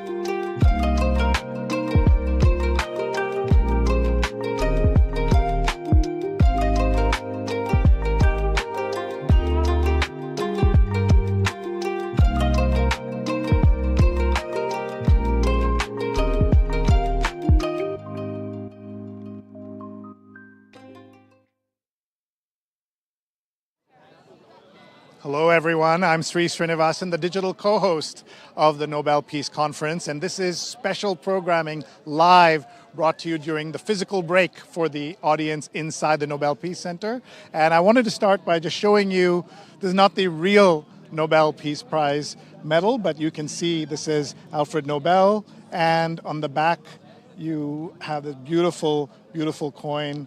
And I won this as for answering one of the activations earlier, a question on that. So that's one of the prizes you can get. And this is just one of the many things you can buy at the gift shop in the Nobel Peace Center. So we hope you'll come. You can see it's a beautiful day with just wonderful activations all around. The festival usually starts after the Peace Conference, but we are now starting much earlier this year, so they're happening at the same time. I want to tell you about one of these activations. It's called A Message to Humanity. So tell us what we're seeing, please. Oh, so this is the stand called Adopt a Memory, where we invite people in Oslo to adopt a memory. So they can either bring a t-shirt or anything to silk press a memory of one of 4 hibakshas who we've gotten the permission to share their testimonies. So what we got here is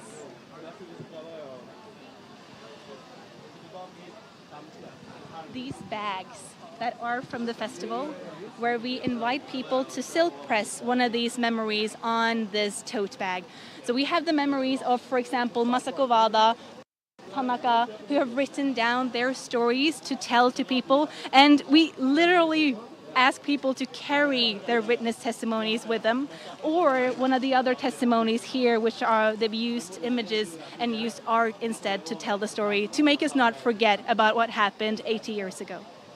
Here's an example. Matsumoro Kazuo was 1,050 meters from the Hypo Center in Kanayama, in the Bori areas of Hiroshima. And then this message says, as the tremendous pillar of fire whirled higher, the debris it sucked up sparkled in the sunlight, at once horrifying and unspeakably beautiful. So this is a way for us to remember on this very important Hiroshima Day. And this is how he has painted and how he has created his memory. For some people, it was hard to talk about it, to talk about what happened, to tell to others. So they started creating art instead, other ways to get their stories out and to tell what happened. What do we see over here? Of another survivor, Shinzaburo Tanabe. So his most vivid memory was actually going down to the river in Hiroshima after the explosion. He was going to get water, but what instead met him was bodies of dead people floating down the river, which was horrible to see for a young man who then had to live with these memories afterwards. And so this is the kinds of memories that can be put on one of the bags that you can purchase here, but it's also available to people can bring any t-shirt they want or a bag they want. Exactly, and it's completely free to bring any sort of t-shirt, anything you want it printed on, to carry their memories with you. And what has been the reaction from Oslo visitors and natives alike? Oh, they love it. We've had a lot of people come with t-shirts, to children, to adults, to come here to print the stories, or we've had also a lot of tourists who've come here who want one of these bags to carry with them back home, wherever they are in the world. What's a question that you've been getting most often from folks who are participating? Well, for the most part, people ask what this is. And then I start to tell them what it is. And then I see them immediately get emotional. Because what we do here is not just to sell tote bag. We are asking people to learn about these people, to carry their memories and to learn about what happened back then. And I see them get emotional, I see them get invested, and actually quite proud to carry this memory with them and to tell other people they know about this person that they've learned a little bit more about today. That's great. Can we just take a look at where the silk screening is? Yeah, so here, this is how they're pressing the images onto t-shirts, bags, everything else, and they're drying it over there, as you can see. So this is just one of the many activations there. You can see a t-shirt, and we encourage you, if you're in Oslo today, please come down to the Nobel Peace Center and participate in the festival, the conference, everything that's happening. And then we have another film for you in just a minute where you will see interviews on the streets of Hiroshima, so you don't want to miss that. So please stay tuned, and then we will join the main programming back at 3 p.m. Oslo time, so please join us for that as well. Thank you.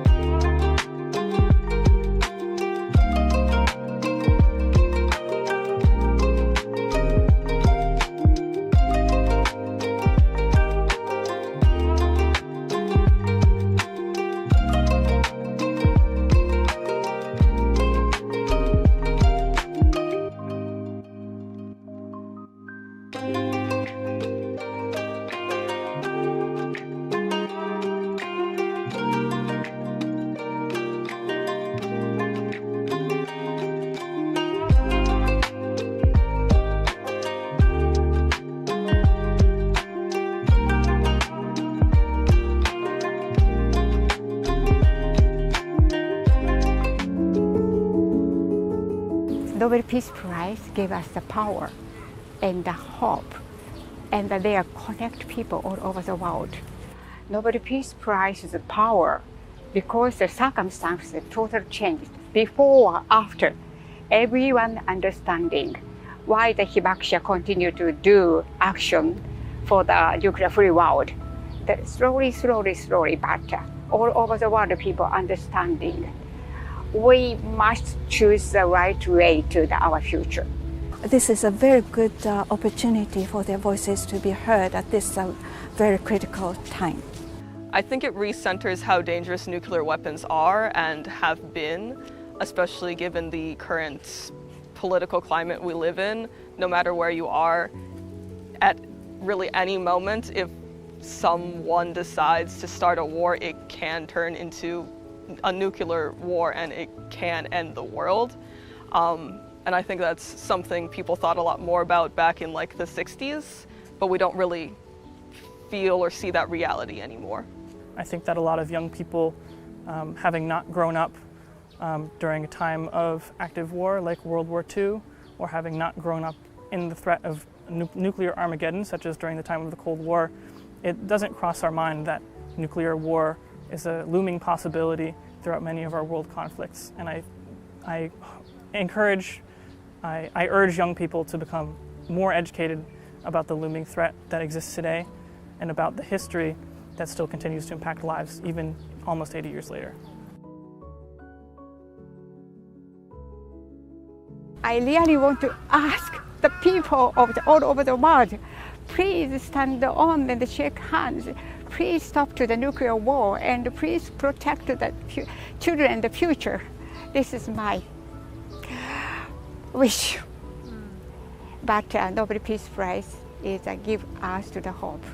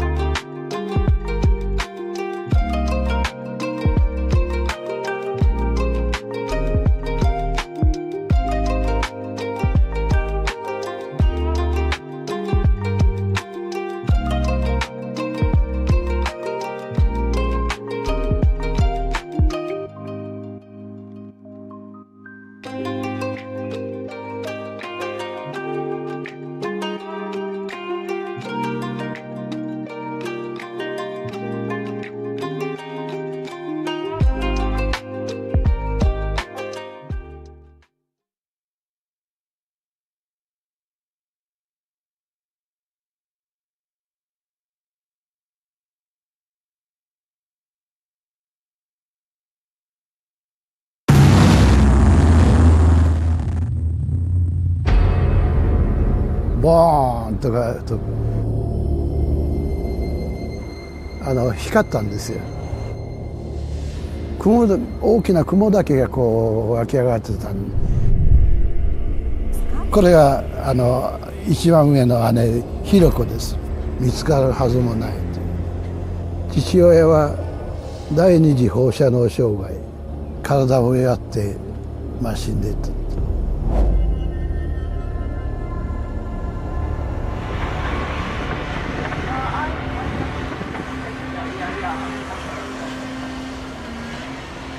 広島市で爆心地からですね、半径 2km ぐらいのところがもう全壊全焼で、もうほとんどが火に焼かれて壊れていったというふうに言われています。All plant life completely disappeared from the surface.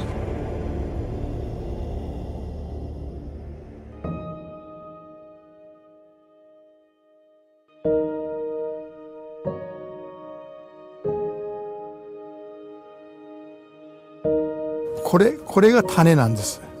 この黒いですね。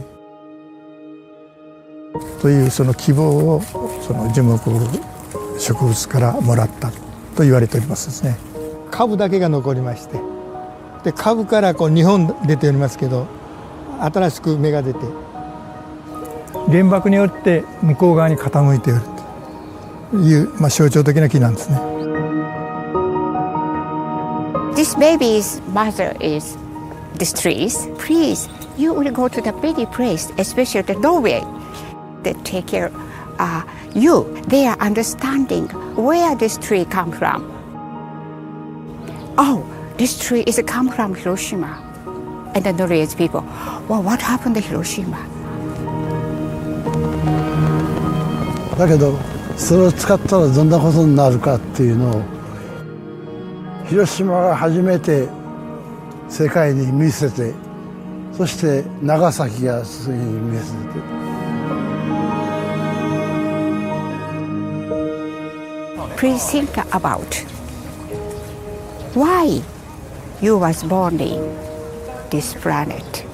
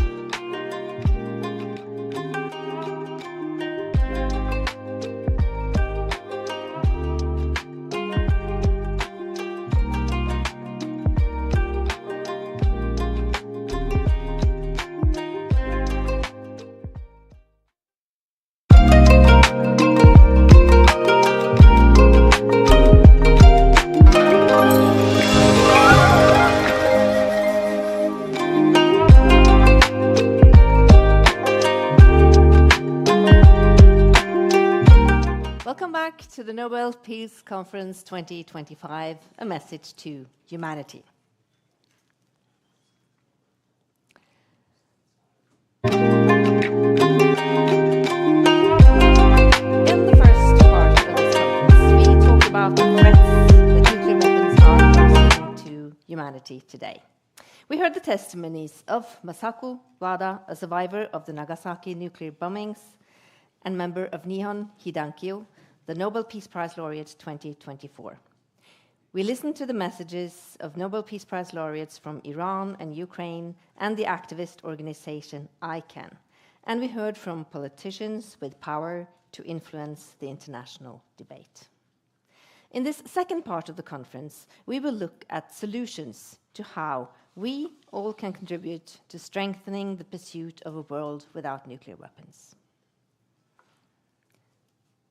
First in this session, we shall hear from one of the world's leading capacities on nuclear research, Benoît Pelopidas. Professor Pelopidas founded the program Nuclear Knowledges at Sciences Po in Paris. He holds the Chair of Excellence in Security Studies, a Center for International Studies at the same university.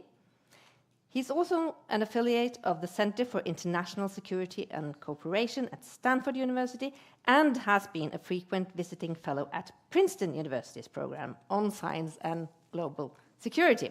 We're so proud to have him here with us today. Please welcome Benoît Pelopidas.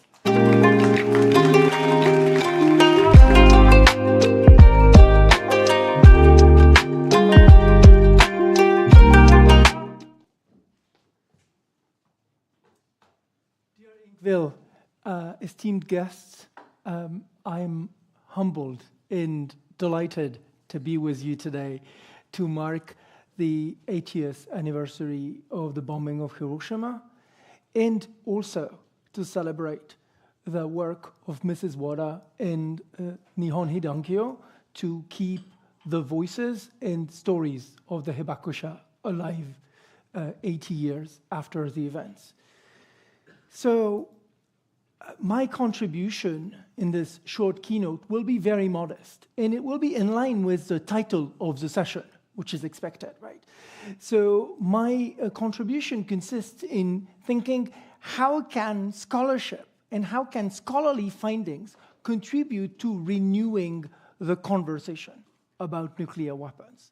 So I will introduce you to 3 recent findings of scholarship, which I hope will convince you that this conversation should and can be modified. The first way we can modify the conversation is by taking the insights about the role of factors beyond control in avoiding unwanted nuclear explosions. Because it's tempting to think that the reason why we have avoided unwanted nuclear explosions so far is thanks to the work of the hibakusha and the activists and the perfect control over nuclear weapons and the success of nuclear deterrence. What we'll see is that in several instances, it took luck to avoid unwanted nuclear explosions. And that changes the bet on the future we make if we choose to continue to rely on nuclear weapons for security. The second invitation is simply to take seriously and assess the interlinkages between nuclear weapons and climate change policies, instead of assuming that those are 2 sectors of public policy that we can think about in silos. I will show you why that's necessary and urgent. And the third suggestion, which is very much in line with the topic of today, is the need to cultivate the memory of past nuclear harm, Hiroshima and Nagasaki, but to cultivate them with a full awareness of 2 particular challenges that the passage of time poses to us. And I will essentially develop on what those challenges are. Let's jump, all right, you'll see that later. Let's jump right to the issue of luck. As I said, the challenge is to not fall for what we commonly call a retrospective illusion of control. Simply just pause with me for a second. If in a given case, nuclear explosions have not happened, it would be too quick to say, then it is thanks to nuclear deterrence and perfect control over nuclear weapons. Because it could also be in spite of nuclear deterrence practices, or it could also be independent from nuclear practices if what it took is variables like wind to intervene in a favorable fashion. This could sound as strange, but scholarship over the last decade has established solid empirical evidence for the role of luck in avoiding unwanted nuclear explosions in several instances during the nuclear age. And I should say also that our understanding of luck might be incomplete because it depends on the availability of archives. And several nuclear weapon states are still very opaque about their distant nuclear past, and we remain blind to possible lucky cases in the last 3 to 5 decades simply because of nuclear secrecy and national security secrecy. But the point I want to make to you today is not about those cases. If you're interested in them, there is a lot to read, and I'm happy to talk to you about that. But the point I want to make to you today is that current nuclear weapons policy still relies on luck. It's not just a matter for historians. We've alluded earlier to the fact that there are still some people proposing deliberate loss of control over nuclear weapons in the form of proposals to delegate to artificial intelligence or to automate the command and control of nuclear weapons. Hopefully, this is kind of resisted. But beyond that, if we were to believe that there is indeed perfect control and perfect safety, then we would need to be able to verify claims of progress in safety and control in all nuclear weapons arsenals. And we are far from that. And it turns out that scholarship has shown that institutions in charge of nuclear weapons have incentives to overstate their control over those weapons and have frequently done so in the past.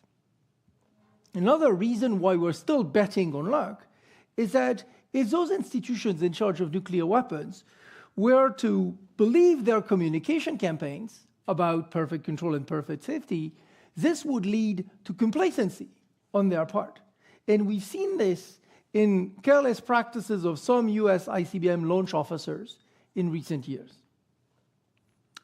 Finally, think about what we've heard since the beginning of the war in Ukraine by a series of strategists who just say, oh, don't worry, if an order to use nuclear weapons is given, someone in the chain of command will disobey, which is what I call fortuitous disobedience, right? It's the idea that people who are trained never to disobey will always disobey when we need them to, but never in any other circumstances. You see how this is reliance on luck. But this is not just a few armchair strategists. We see signs of that also in the testimony of General Robert Kaler before the US Congress in November 2017. So this sense of fortuitous disobedience is another sign of our current reliance on luck.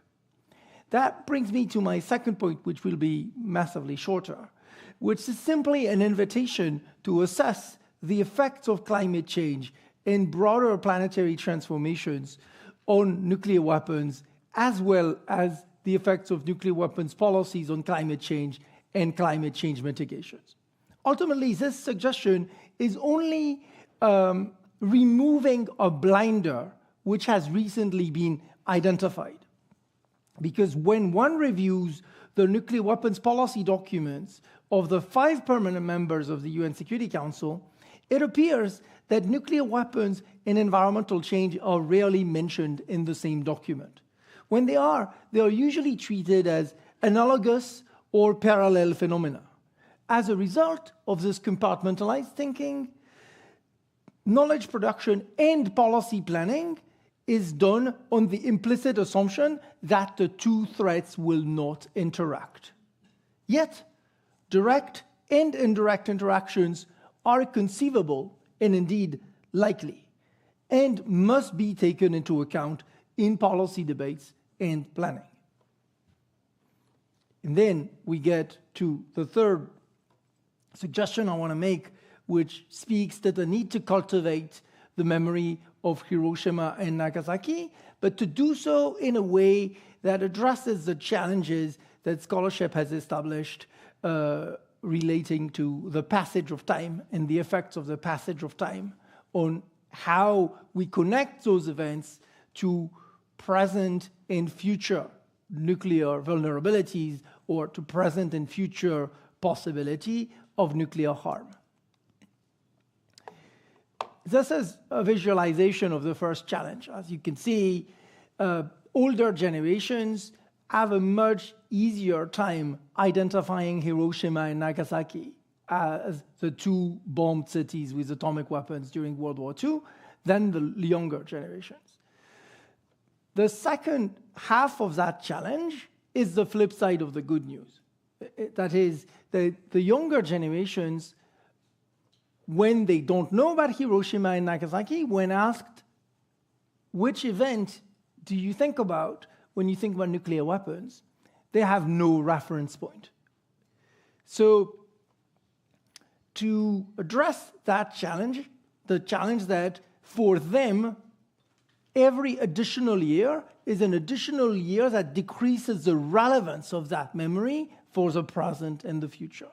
So one way of addressing that challenge is to broaden the concept of the hibakusha to the notion of the global hibakusha and to include the memories of essentially the survivors of atomic bomb testing and other forms of nuclear harm, which simply give us a few additional decades in our struggle against the numbing effects of the passage of time.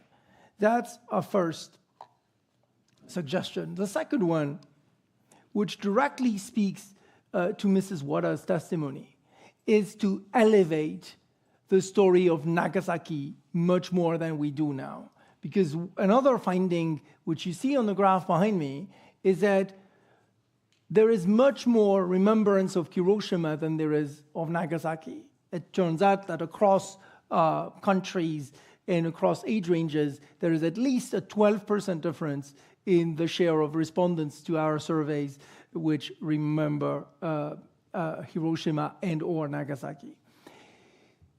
Elevating Nagasaki is crucial, also in line with what I was telling you about the role of contingency and luck earlier. Because while the military operation of the flight over Hiroshima can be told as a story of institutional control and military competence, the story of Nagasaki is disconcertingly full of contingencies. As many of you well know, Nagasaki was not the original target, Kokura was, and this became a story about being late, about cloud cover, and about literally a change of target in the middle of the mission. That's a way to connect to the role of loss of control and contingency since the beginning of the nuclear age by elevating the Nagasaki story and then bringing that closer to what feels relevant to the younger generations. So with this, I want to conclude with an apology, because I should have given you way more evidence of the claims I've just made in the previous 10 minutes. And I am not asking you to trust me. I'm actually asking you not to trust me or anyone who claims to make pronouncements that pretend to orient or guide nuclear policy. You should demand sound scholarly evidence for any such claims. This evidence can be found via the QR code that you see behind me or on the Google Scholar webpage of the Nuclear Knowledges Program. And so I hope those few words were helpful, and I thank you again for your attention and for this invitation.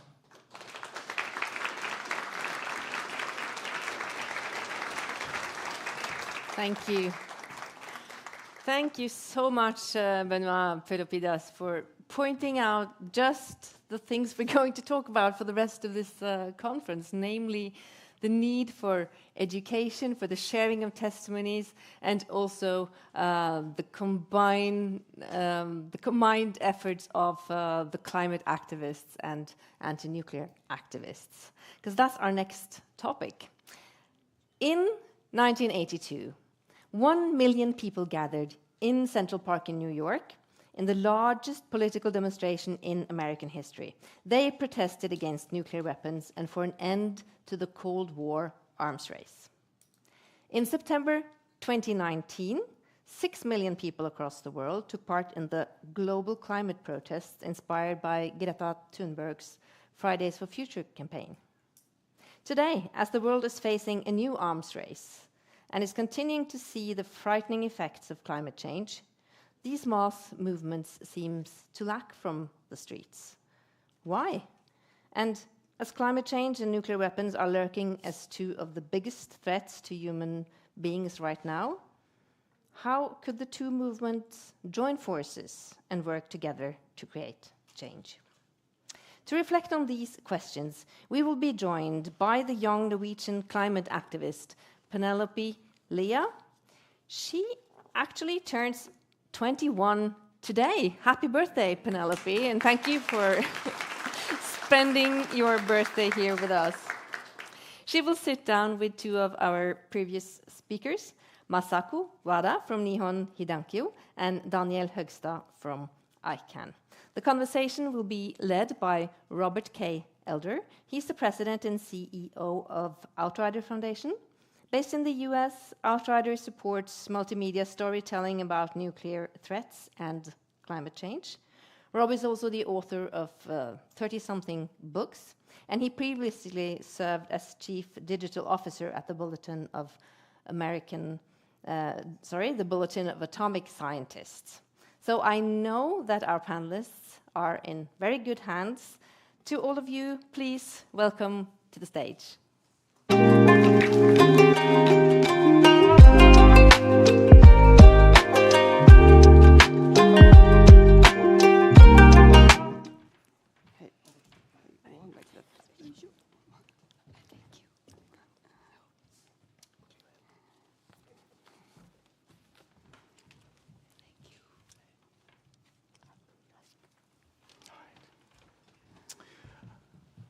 So thank you to Ingvild and the Nobel Peace Center for having us all here. We are going to start, however, with a video to help us frame this conversation. The video is from Hawaii, and our speaker is Maya Suerto, and she's an educator at the Matsunaga Institute for Peace and an advisor to the Obama Foundation, which was coincidentally founded by her half-brother, former US President Barack Obama. Let's play the video. Aloha kako. My name is Maya Sutoro, and I'm a peace educator at the Matsunaga Institute for Peace at the University of Hawaii at Manoa.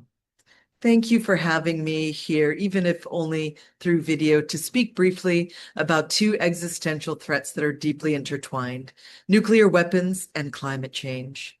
Both are human-made, both preventable, both demand not only urgent action, but profound imagination.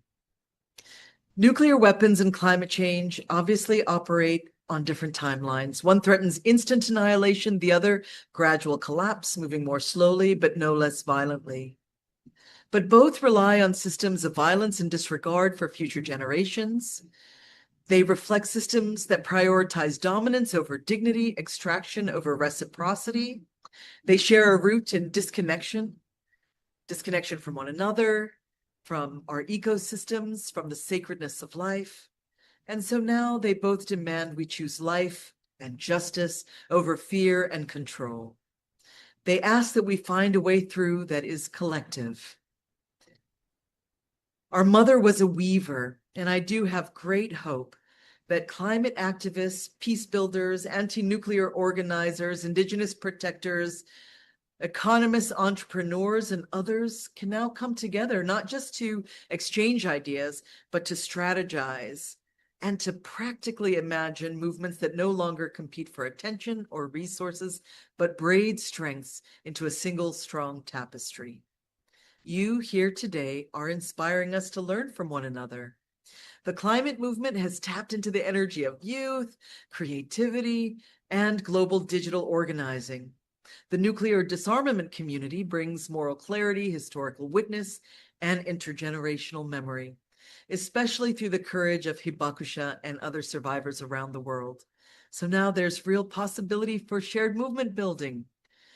What can that look like practically? I do have a few suggestions. So let's build mutual aid networks. And these would reduce dependency on extractive systems, launch climate resilience hubs, and organize artivism campaigns that push for policies that connect disarmament and decarbonization. 2, young people, survivors, and other intergenerational community members can organize teach-ins that connect nuclear and climate risks. They can advocate for divestment from fossil fuels and nuclear weapons because where our money goes reflects our values. 3, together we can build gardens and green corridors in our neighborhoods, transforming militarized and neglected spaces into sites of real restoration and growth. 4, we can join campaigns and create new ones to ratify treaties like the Treaty on the Prohibition of Nuclear Weapons or hold local governments accountable for climate action. Many more ideas are out there, and so much that is good is already happening. Throughout, we must not only speak of the horrors of the past, but also the futures that are still possible. We must mentor, not just mobilize. We must center restorative narrative and art, not just data and danger, not just fear of catastrophe, but also the joy of stewardship, the thrill of justice, and the tools of transformation. So let's act together, all of us, in classrooms and local councils and digital spaces. Our job is to support young people who are already leading with mentors, with resources, and opportunities to lead authentically. They must know they are not just inheriting a broken world, but also co-creating a stronger one.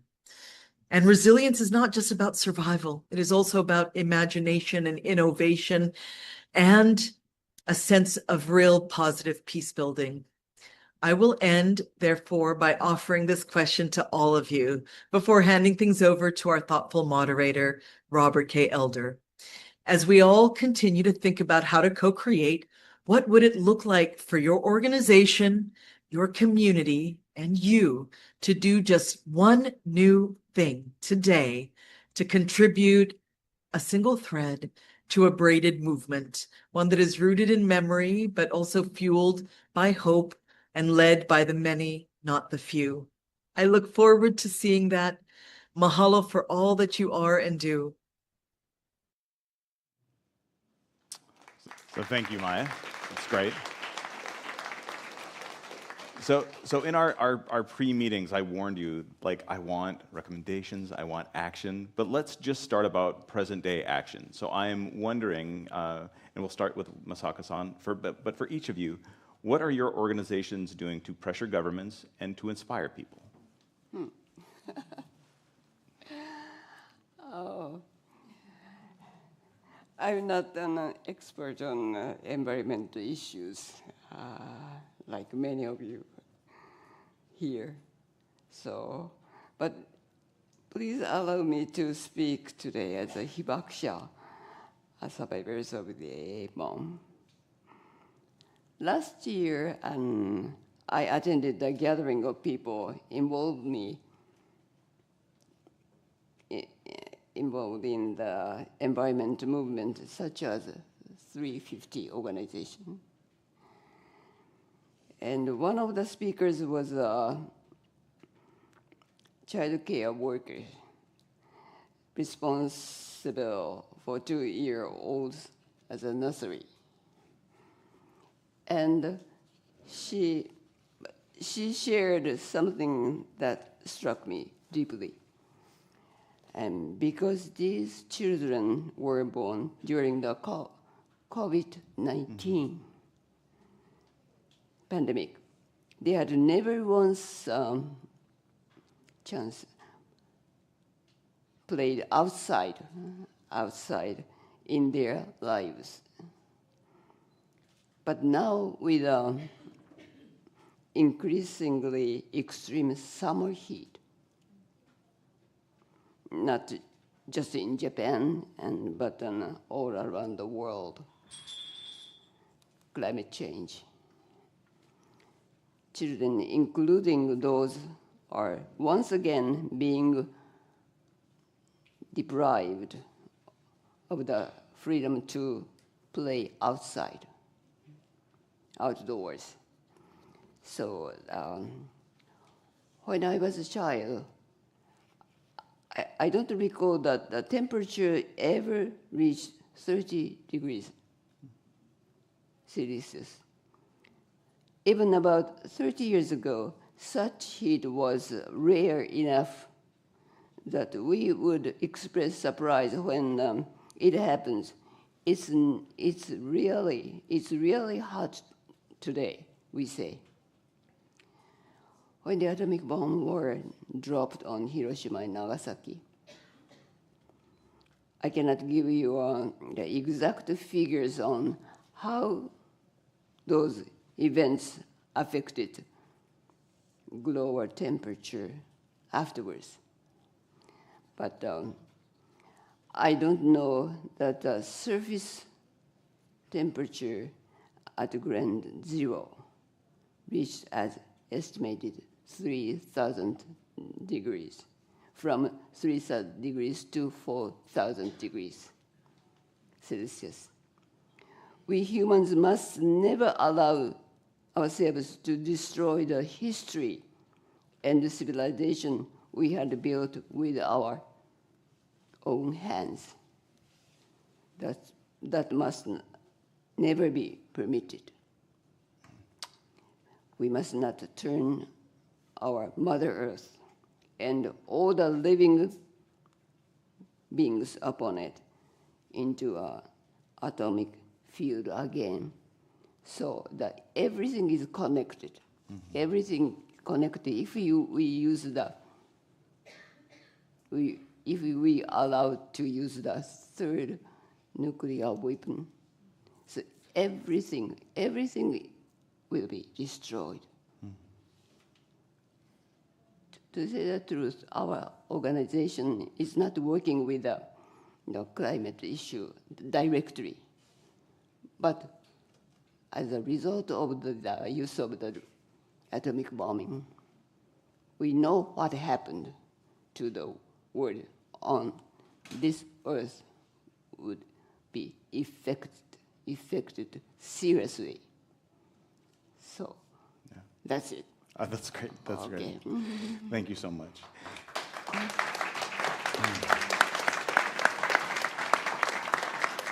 So the same questions for Daniel and Penelope. So what are your organizations doing to inspire people, as we've just been inspired, or to pressure governments and take action?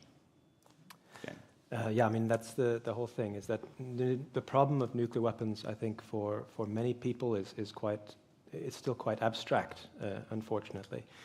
So we need to inform without also overwhelming people, because the facts about nuclear weapons are searing. It can be overwhelming. We need to inspire people. We need to motivate them at the same time. So what ICAN is doing right now, obviously in this 80th anniversary year, is doing everything we can to elevate the voices of Nihon Hidankyo and Hibakusha, and also the survivors of nuclear weapons testing around the world. There were over 2,000 nuclear weapons tests after the bombing of Nagasaki and continuing into the 90s. Those are also really important stories to tell, and I don't think there's anyone that hears testimony from Masako-san and others that isn't kind of automatically inspired by it and doesn't want to do something about it. So we really are focusing on that this year. Just a couple projects that I will mention. We earlier this year published a online children's memorial. Tens of thousands of children were killed in Hiroshima and Nagasaki. Each of those individuals had their own story. They had their parents who were, either if they survived, thinking about that for the rest of their lives. And there are records about this. So we've worked with numerous people in Hiroshima and Nagasaki, including Tomoko Watanabe, who have helped us to tell those stories. So we've compiled those into a kind of an online memorial that's very interactive that people can engage with, and you can click on each person's story and hear. Sometimes it's just a very short fact. This person was wearing red, at the time of the bombing, and sometimes it's a longer story that's quite compelling. So that's one of the projects we've worked on, and another one to kind of connect it with people is about the spending. I mentioned some of the spending numbers before, and when people hear about, the amounts, the sums of money that are going into nuclear weapons, which we're told by deterrence advocates are never meant to be used, it's quite shocking for people. And then connecting that to the financial institutions. Many people have a relationship with a financial institution, and in fact, there are many retail banks who are investing in nuclear weapons producers. And so through this report, the Don't Bank on the Bomb report, we try to expose those connections and also give people actions that they can do to target their bank, whether it be through social media or in-person actions. So there's a couple of things that we're working on this year. Thank you, Daniel. Penelope. We continue to meet with politicians and decision makers and work with international democracy and politics and try to build a broader people movement, inclusive for all. And something the climate movement has done a lot of the last couple of years, and maybe especially since 2020, is work with other freedom fights movements.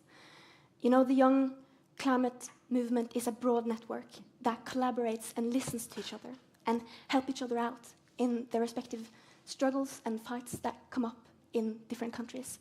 And we do this because we know that the climate crisis is an interconnected crisis, as Masako said. But we also do this because we know that if we are to create societies that are able to implement real climate justice and action and adaptation, we need to work for societies that are peaceful and democratic. Then we need to collaborate with the anti-nuclear weapon movement, the broader peace movement, the anti-fascist movement, in order to make that happen. And we've also, the last couple of years, tested the legal system in every way we can to use all the democratic tools we can to work for the changes that we need to save as many lives as possible. And I think we'll talk about that in this panel a little bit, and then the next one as well. But I was recently in Chicago for the Nobel Laureate Assembly for the Prevention of Nuclear War, and they produced a document, this declaration with recommendations to reduce nuclear dangers. And my friend Owen, who's in the audience, tells me that is up to 127 signatures by Nobel laureates. One of them, Nobel laureate Brian Schmidt, talked about how climate change and the competition for resources will make nuclear conflict more likely. How do we communicate that danger? It's a very real danger, and it only becomes more and more pressing. I think one of the most effective ways to communicate this danger is through collaboration between the movements, between the anti-nuclear weapon movement and the broader peace movement and the climate movement. And by doing so, we can see how these issues are interconnected. And a lot of people working in these movements also do not isolate these issues, but work for them all at once. And I think that is important. And I also think it's actually easier to understand these issues as interconnected than trying to understand these political issues separately. It simply makes more sense. And it is less of a difference between the world we're actually living in and the facts when we see them as connected. What still characterizes some of the most successful freedom fights we know is their ability to organize, lift the grassroots movement, and continue its impact on a systemic level. And to be able to do that, I believe we need each other.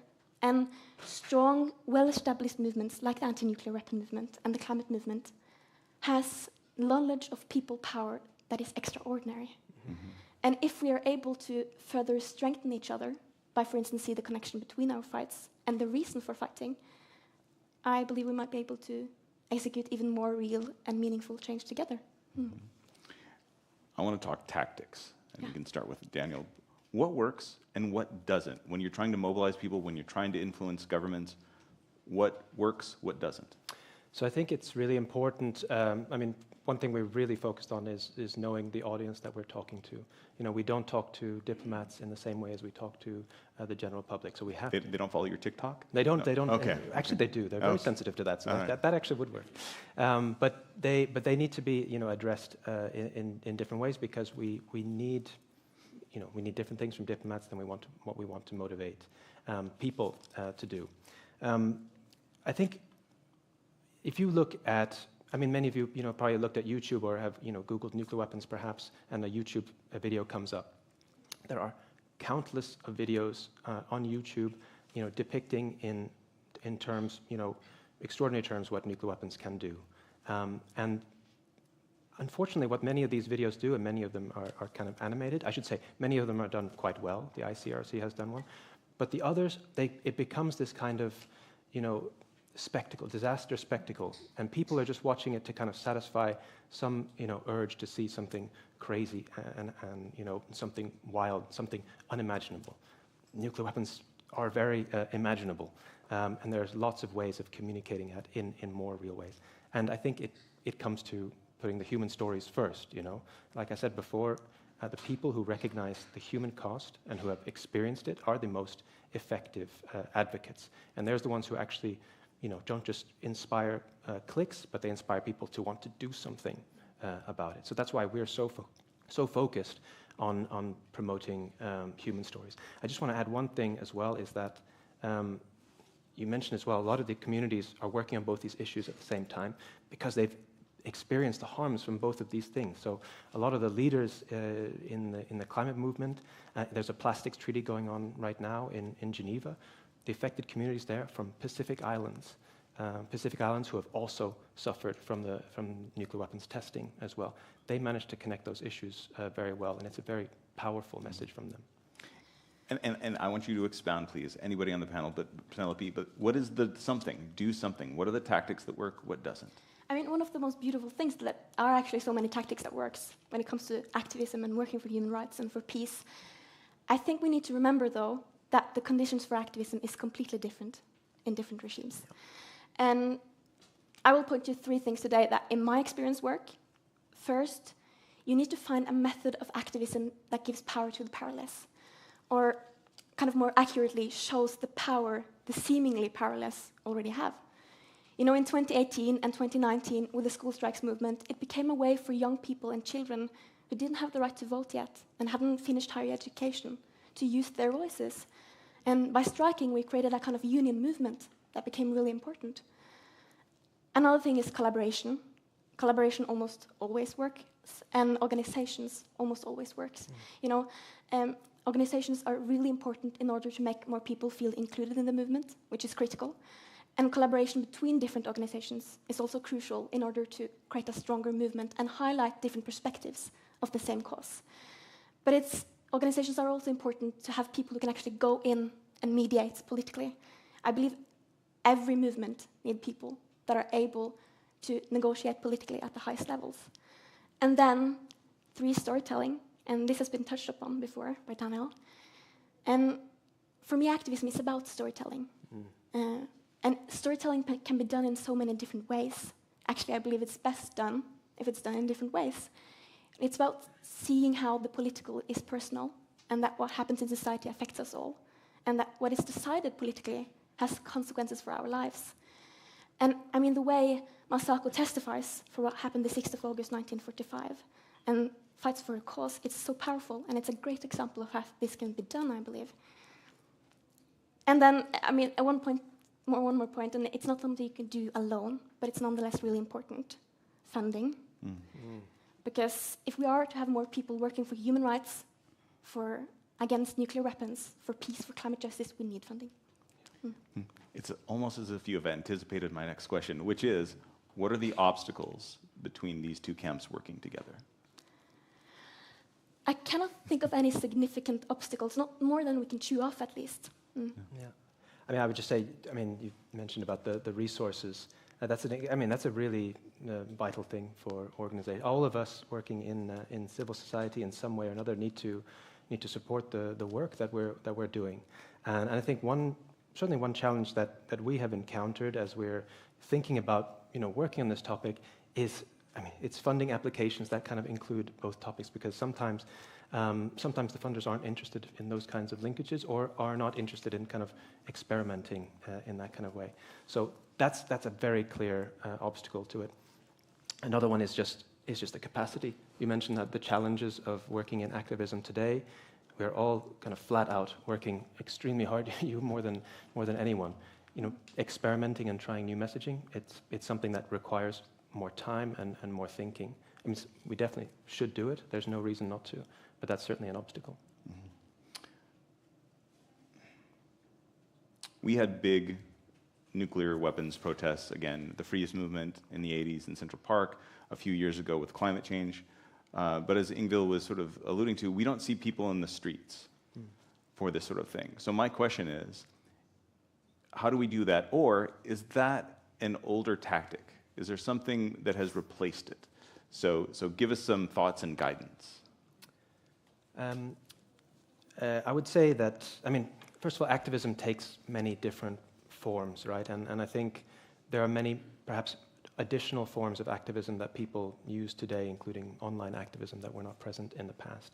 But I think one of the problems, perhaps, that we encounter today on the nuclear weapons issue is the abstraction of the topic, right? It's, some governments, they don't even talk about nuclear weapons, they talk about their nuclear deterrent, There's an active campaign from these governments to disenfranchise people, to make them uninterested in the topic. And so that's kind of been a big obstacle for us. But definitely still relevant. People in the streets, still hugely important. We've been very inspired by the climate movement. Also today, the protests for Gaza and Ukraine, I just saw one yesterday, they're very influential. They're making a big difference. It's going too slow, of course, but people are noticing and people are wanting to get involved. So I definitely think it's still something that's vital and something that we want to get back towards in the nuclear disarmament movement. We want to be inspired by you. I totally agree. It's absolutely still highly relevant, public demonstrations. I do sense a deep feeling of fear and tiredness in a lot of people. And not necessarily people being tired of fighting in itself, but tired because they feel the consequences of the issues they're fighting for. The impacts of war, of living in undemocratic countries, of climate change. And as we have known for so many years, living with first-hand experience with these issues occupies almost everything in life. And this becomes reality for more and more people. So I think moving forward, we need to remember that we need to understand as many life experiences as possible and situations, and understand that people have changed because of the circumstances they live in. And we need to meet people with the new experiences they hold. And if you have the possibility to fight for other people's freedoms and safety, do so, because that's the only way we can open up space and time for all of us to fight. Ultimately, other people's freedoms is your own freedom, and other people's safety is your own safety. And when it comes to, the climate movement, in 2018 and 19, it was primarily led and driven by young people. And as I've said, they didn't have the right to vote yet and hadn't finished higher education. I started my activism when I was 8, and for the past 13 years, I've seen and worked with young people from all over the world. And what we achieved in 2019 was extraordinary. And yet we have seen very little extraordinary change happening from that on a systemic level, the changes we were fighting for. So when COVID-19 hit and we couldn't gather or organize in person anymore, a lot of people in the movement were exhausted, underfunded, and disillusioned. And I think we need to remember as we come together again, because it will happen, and it do happens, that we're talking to young people whose, for the most part, first experience with activism and participation in society is largely shaped by that period of time, and it left kind of a deep and dark mark on many of us. So again, we need to meet people where they currently are, and with the new experiences they now hold. And so what are the keys then to engaging that public? Is it to give them specific things to do? Daniel, you talked about approaching commercial banks. Yeah. Wasaka-san collecting the stories of Hibakusha. What are the keys to engaging that public to get that result? Anyone?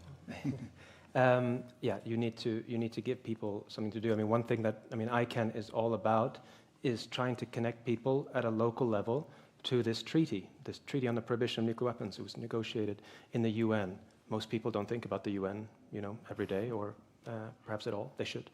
But we try to connect it as much as we can. So, I mean, the Don't Bank on the Bomb and the work we do to try to get people to engage their own financial institutions, the ones that they are customers for, is one avenue. Another one which has been very successful, thanks to our partners here in Norway, is the ICAN Cities Appeal. And we heard that the mayor of Oslo mentioned it the other day. This is an appeal to local governments to get them to vote on a motion to support the Treaty on the Prohibition of Nuclear Weapons. Very, very simple. Most cases, the cities and towns that have passed these motions, this was inspired by local individual activists. It wasn't some kind of big organizational push. It was individuals just asking, their council person, can you put this forward? And what happened here in Norway, which was very exciting, was that this influenced local politics and the positions of the political parties in their local chapters, and that filtered up into the national party, and it actually helped to change the position of the Labour Party at that time to adopt a more progressive position on nuclear weapons. And that all started because of little towns and some big cities as well, but some little towns as well voting to support this, and it was all started by individuals. Mm-hmm. And Penelope started talking about this, and I want to sort of wrap up this, but I live just outside Chicago, and in Chicago there is a very interesting local ordinance is put forth in 1986, and it's a $1,000 fine for anyone who, quote, designs, produces, deploys, launches, maintains, or stores nuclear weapons. Local ordinance. Amazing. Can we talk about using the legal system and just sort of the pillars of democracy to move these movements forward? How do we do that? I just need to add from what tactics we can use and how to engage in the public, and I think this goes through this question as well. It's about also taking other people's fears seriously. When it comes to the climate crisis, we will have to see large changes in the way we live, whether we like it or not, and changes can be scary. But we need to show how we meet these changes and the problems of today together. Mm-hmm. Legal challenges. Legal challenges. I mean, I think that's very much a kind of a national specific thing in terms of what people can do. But just on the example that you mentioned in Chicago, when the campaigners were working in New York City on this, they got in addition to passing a motion on, it's not called a motion in New York, but something similar, on supporting the ICAN Cities Appeal and the TPNW.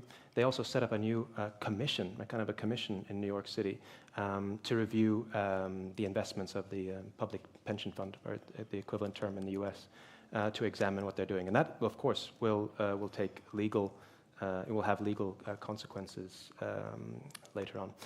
On environmental remediation and victim assistance, which is a big part of the Treaty on the Prohibition of Nuclear Weapons, this also has a kind of a legal aspect of it. I mean, people will be able to, hopefully in the future, when a kind of a fund is set up to support these actions, people will be able to challenge their governments to make sure that they support that. Mm-hmm. We only have a few minutes left, but I want to talk about sort of to braid the conversation together. What do the nuclear threats communities and the climate change communities, what do they have in common? Where can they find common ground, common action? I mean, I believe the reason for our fights is common. It's about peace and dignity and safety and human rights for all. I also believe that living life, fighting for human rights, the personal experience of doing that might be common. The loss and the grief and the happiness and the love. As Masako said, the climate crisis is an interconnected crisis, and it amplifies all of the crises and conflicts. There is few things as harmful to people and planet as war. And, the military industry is responsible for 5.8% of the global greenhouse gas emissions. And that's just what's counted for. Countries aren't obliged to count their emissions from military industry. And this is numbers from 2023, and we all know what's happened since 2023. You know, and I do think we need to use as much resources and money as we do on war and on conflict and on weapons, on the knowledge of peace. We need to build entire centers and universities for preparing and understanding peace and the knowledge of collaborating between movements. Masako-san. Okay, I'd like to say something about the nuclear. There are so many peace movement, peace workers in the organization in Japan, but they have been working separately. So we needed to collaborate together. So last April, Japanese organization, what is the call of Japan campaign against Japan campaign to abolish nuclear weapons, and more than 40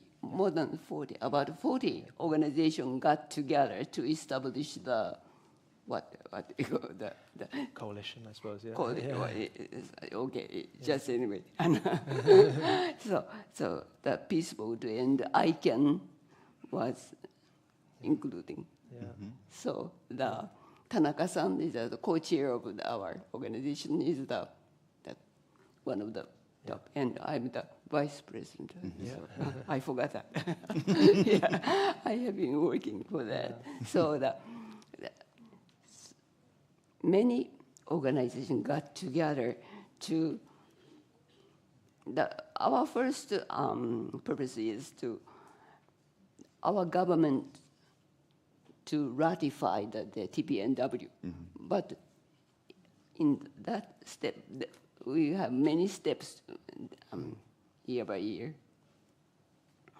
So it's very difficult to just our government makes to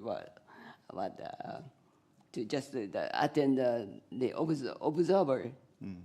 Observer. Yeah. So we have been working with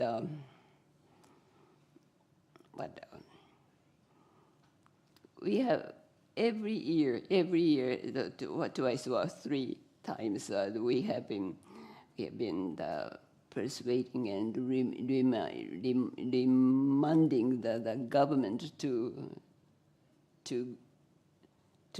participate as the observer, something like that. But they wouldn't do that. Yeah. They wouldn't do that. So to take part in civil trying. society. We have been Yes. keep trying. So each organization has different motive to persuade about gender issue or environment and the co-op, and the peace vote, and ICAN and Hibakusha. So many. It depends on the purpose of each organization's purpose, but to we work got together. Yeah. So as she said, the collaboration is very, very important. Yeah. And so I think we have been working there. Yeah, yes. Okay. Absolutely. And I think that's a great note to end on. Thank you so much, all of you, for joining me, and let's give them a hand. Thank you. And thank you very much, Rob. And before we let the panel leave, let's see if there are any questions. Yes, we Siad, have do you have a great questions for the audience, so panel? yes, we definitely have questions for our audience, for our speakers. I wanted to first read a comment from Anhao Bui, who is a 19-year-old medical student and nutrition justice advocate. I'm sure many of us are hearing that term for the first time, from Vietnam. An says, I stand today not for myself, but for the voiceless people dying not by bullets, but by empty bowls. If peace is truly what we seek, then let us begin where peace begins at the table of the hungry. So connecting a lot of the things we were talking about. We have a question from Ian Stenneth who says, peace is more than the absence of war. So as we move beyond 2025, we sense a profound consciousness shift. Is this the right time to explore a new peace narrative, one that includes civic society? Is that possible? Do you think that we are at the cusp of something new that we can try? Who'd like to go first? Gosh, that is a very big and difficult question, but a very good one. I mean, I think this is going to sound kind of very, very glib, but we need to do whatever we can to make peace. Okay, I'll give an example. In Sweden, I saw a news piece the other day, and it was a report about peace activism. And what they did is they went out on the streets and they found an older gentleman who was protesting by himself. The whole narrative of that story was extremely patronizing, but also very disempowering to what peace can be and peace as a powerful force. So I think combating that, making peace interesting and exciting to work for is extremely important. And in a way, activism is peace building in its nature, in my opinion, because you never really know which of your actions may lead to change or may make more people follow in your footsteps. So in that sense, everything you do may turn out to be important. We also have a question about, question for Daniel. How could the concept of the Olympic truce be expanded to include abolition of nuclear weapons? You may be familiar with the Olympic truce. Every time the Olympics take place, there is a goal of having no wars at that time or pausing wars. They are routinely broken. Those rules are broken, but that exists. So what do you think of that as a place to also bring in the idea of nuclear weapons? Well, I mean, I've just learned something new. I did not know about that, but that's extremely important. What I would say is, whenever there is the Olympics, it stands for cooperation. It stands for human achievement. It stands for many things. Whenever there are these kinds of events happening, it is an opportunity to challenge the sponsors, the governments that are sponsoring such events, to take a more progressive stand and to speak out about it. We're seeing that a lot in the realm of football right now, where governments are being challenged for the way that they sponsor tournaments and what they do around that, and that's something we can also bring into nuclear disarmament activism. Okay, before we leave, I'm going to ask each of you, including Rob, scale of 1 to 10, how optimistic are you? I think I'm a professional 8. 8? Sada-san? A scale of 1 to 10, are you optimistic about how optimistic are you about our future? Yeah. Yeah, up to 10. Okay, you are, and go ahead. 10, because we've got 10. leaders like Masako Wada. So I'm very, very optimistic Yes. that we're going to achieve this. Wonderful. And from the next generation? Because I know the power of people at 10, but I also choose to be optimistic and realistic as an active political choice, as a device to use. So, because if we as people in a democracy or all over the world continue to have hope and be optimistic, it's more hard for people in power to let us down, I believe. It's another political tool to use actively. Amazing. Thank you very much.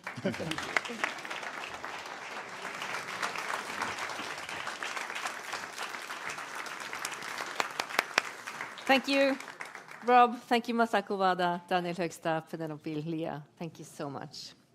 Now we will have a slight change of scene here, preparing to present to you different case studies, providing solutions to our main challenge here today. How can we work for a world without nuclear weapons? How can we...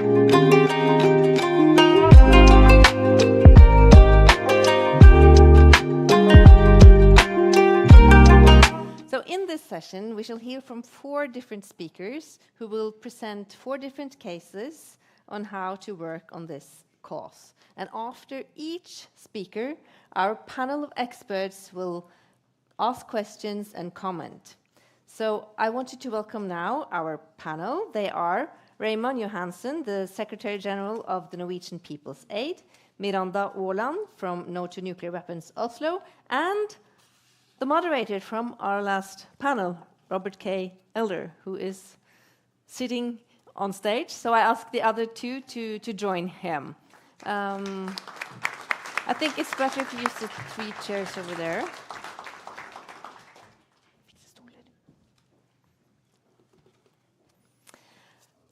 Our first speaker in this session will be a nuclear disarmament expert, a peace and human rights activist, educator, and communication strategist. She works with Lex International Fund, which was funded by the previous director of ICAN, Beatrice Finn.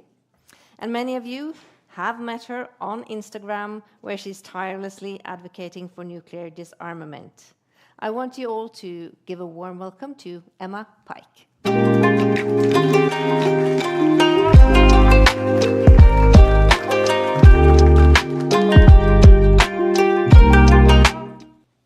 Thank you. Thank you so much, Ingvild. Thank you all so much for giving me this opportunity today to share a little bit about one particular tool that I think we all need to be using more in the fight for a world without nuclear weapons. And you may be as shocked as I was to learn that today, actually, more and more people, especially young people, but adults of all ages, turn to social media not only for entertainment, but actually as a source of news. And among Gen Z, nearly half report using social media actually as their primary news source, and almost as many report using it as their preferred search engine. So preferring it to Google. When they have a question, they search things there. And so social media isn't just a distraction anymore. It's really where people go to search for information and to form beliefs, and it's where they meet the world. And so if we want to build a world without nuclear weapons, which I'm very confident that all of us in this room are determined that we will, then we really need to meet people where they are, and that includes on social media. So when I personally first started using the very popular video platform TikTok, as well as Instagram, and posting videos about nuclear disarmament, I was completely unprepared for the onslaughts of pushback that I would receive and just how ferocious they would be. It really caught me off guard, but every single day, perhaps predictably for those in this room, I would hear the same things. So nuclear weapons are necessary. They're the only reason that we haven't had a World War III, or nuclear weapons reliably deter conflict. Nuclear weapons are so terrible that they will never be used again. Nobody would ever let that happen. Or sometimes it would simply be, abolition sounds great, but that is a naive dream. And all of that did a U-turn, actually, when I shared a video of a woman named Toshiko Tanaka. And 80 years ago today, at just 6 years old, Mrs. Tanaka survived the atomic bombing of Hiroshima.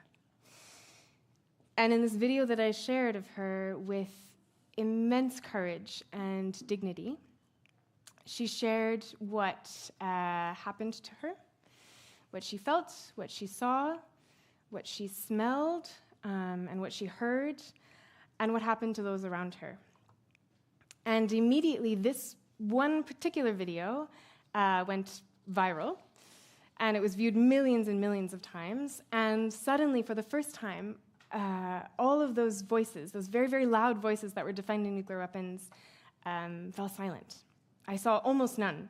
And instead, people were expressing their deep emotion, but also their outrage. And so many people were asking, why have I never seen this before? Why have we never seen or heard this before? And many were also asking, what can I do? I want to do something. And so that moment taught me two very important things. The first is that nuclear weapons can really only be justified in the abstract, but in the face of the reality of what they do to human bodies, to human psyche, to the environment, to life itself, in the face of that reality, they truly are indefensible. And then abolition actually becomes the only logical conclusion. And the second thing that really taught me is that people are not actually disengaged. It's not really so much that they don't care about disarmament. It's more that people have never been invited into the conversation in a way that feels accessible and human and relevant. And they've never also been shown pathways to a world without nuclear weapons. And so while those myths are very deeply embedded in the public imagination, I realized, I suppose, that most people just haven't been sort of invited into that conversation, which is why talking about this in sort of new ways is so important, because on my social media, I don't just share testimony. I try to debunk myths and sort of explain policy or current events in plain language and connect nuclear disarmament very relevantly to the previous panel to broader issues like climate justice and colonialism and militarism.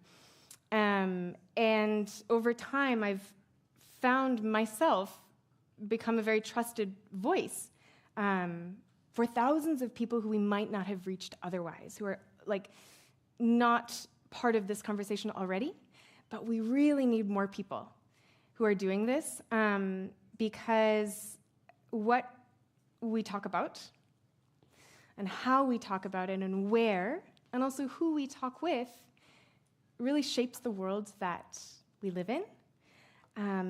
Because I've really learned that our words shape our belief. And belief really shapes what people can imagine, what they can resist, what they can accept, and ultimately what they can act on. So I just want to end by reminding us that disarmament is, and nuclear abolition really, is not a technical problem. It's really a thoroughly human problem, and it's a challenge of political will, which means that necessarily it has a human solution. And so to bring that solution to being, we need to give everybody the chance to have a voice. So thank you. I'll leave it there. Thank you very much. Just stay. Please stay. So thank you so much, Emma, for sharing that and for sharing your experience on talking about these issues. So I want to hand it over to the panel now to comment on what they've heard. Miranda, do you want to go first? You're an activist too. Hello, everyone. It's really an honor to be here. Thank you so much. And thank you, Emma, for this very uplifting and encouraging perspective of real hope. And very moving how just a simple experience of someone's, witnessing such horrendous experiences can spark this humanistic desire to say, I want to do something too. So my question is, with this invitation that you've given now to the youth and to anyone, I guess, who hears it, who has decided, yes, I also want to contribute, how to bring up courage, because I think, I think that there's a tremendous amount of courage required in order to do that work. So yes. I'm sure it's different for everyone. Personally, I just tried to set the example myself. I think many people don't want nuclear weapons in this world, and a lot of the things that we share are very logical, but it can be scary to say those things when it feels like the opposing voices are so loud and will come after you so viciously. So any of us who already do this work, if we can publicly be that voice, of course, only for those who are comfortable, but in my case, that's something I was comfortable with. And so I feel that the more that I say things, from the safety of my role as somebody who works in this field, that gives me a sort of a level of safety to say these things, and then it makes it easier and easier for other folks to repeat them. So I think by having courage ourselves is the only way. Yeah. Thank you. I'd like to hear from Raymond Johansson, because you've used to be a politician before. For those who don't live in Norway, don't know your past, and now you work in an NGO. So you also have learned to talk in different ways, I guess. Yeah, it's elections going on. I'm not running for election, so it's nice days. But still, I think we have some of the same challenges that we are facing, and that's to really reach new audience, different goal groups, as we said, so different ages. So I want for free some very 3 advices for how to reach new groups, different groups into the anti-nuclear advocacy, which is highly needed in these days.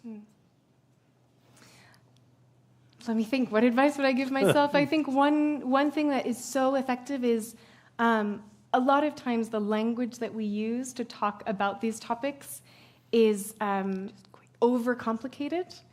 And I think that sometimes, people sort of stay in that higher language, perhaps in an effort to show legitimacy or expertise. And it is so effective to speak in these things in the way that you would talk to your friends about them. It doesn't make it any less legitimate. And in fact, I really genuinely think that the language we use is one of the biggest barriers sometimes.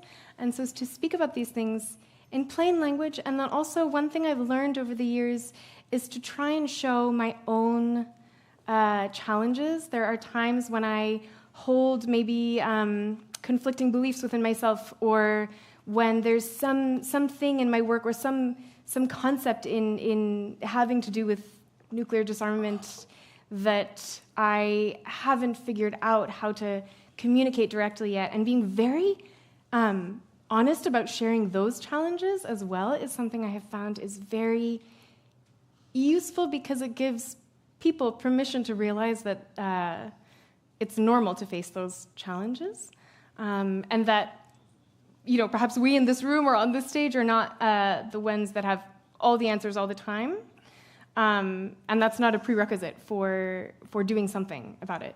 Thank you. I suppose that was only 2, but I'll think of a third, and I'll share with you later. So Outrider is also about sharing stories and maybe finding a new language to reach new audience. Do you want to just comment on that to end up? Yeah, well, and my very brief question is, with so many people turning to social media, a lot of social media news influencers are paid to play. They literally want to be paid to cover a topic. So just for viewers, who do you know how to trust? How do you navigate that? Yeah, I think actually Benoit mentioned earlier today that we should all, I think, take up the responsibility to make sure that we don't just trust things blindly. And one of the biggest challenges that I face with social media these days is that it is not an environment that encourages deep thinking, that encourages critical thinking, or the responsibility to sort of do that research on one's own behalf. And so I think it's a matter of all of us as users to interact with the information that we are thrown more critically, and make a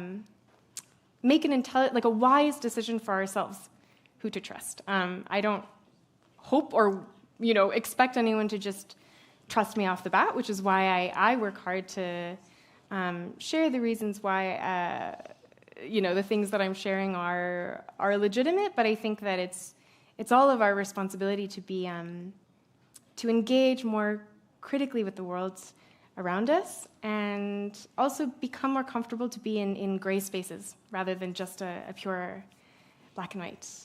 Yeah. Thank you so much, Emma Pike.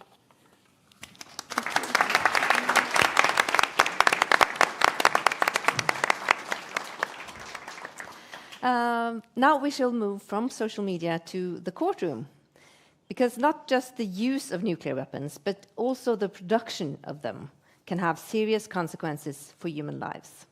That is why a group of NGOs filed a case against the US National Nuclear Security Administration, trying to stop their plans to increase the production of plutonium pits in New Mexico and South Carolina. And they won. Take a look at this.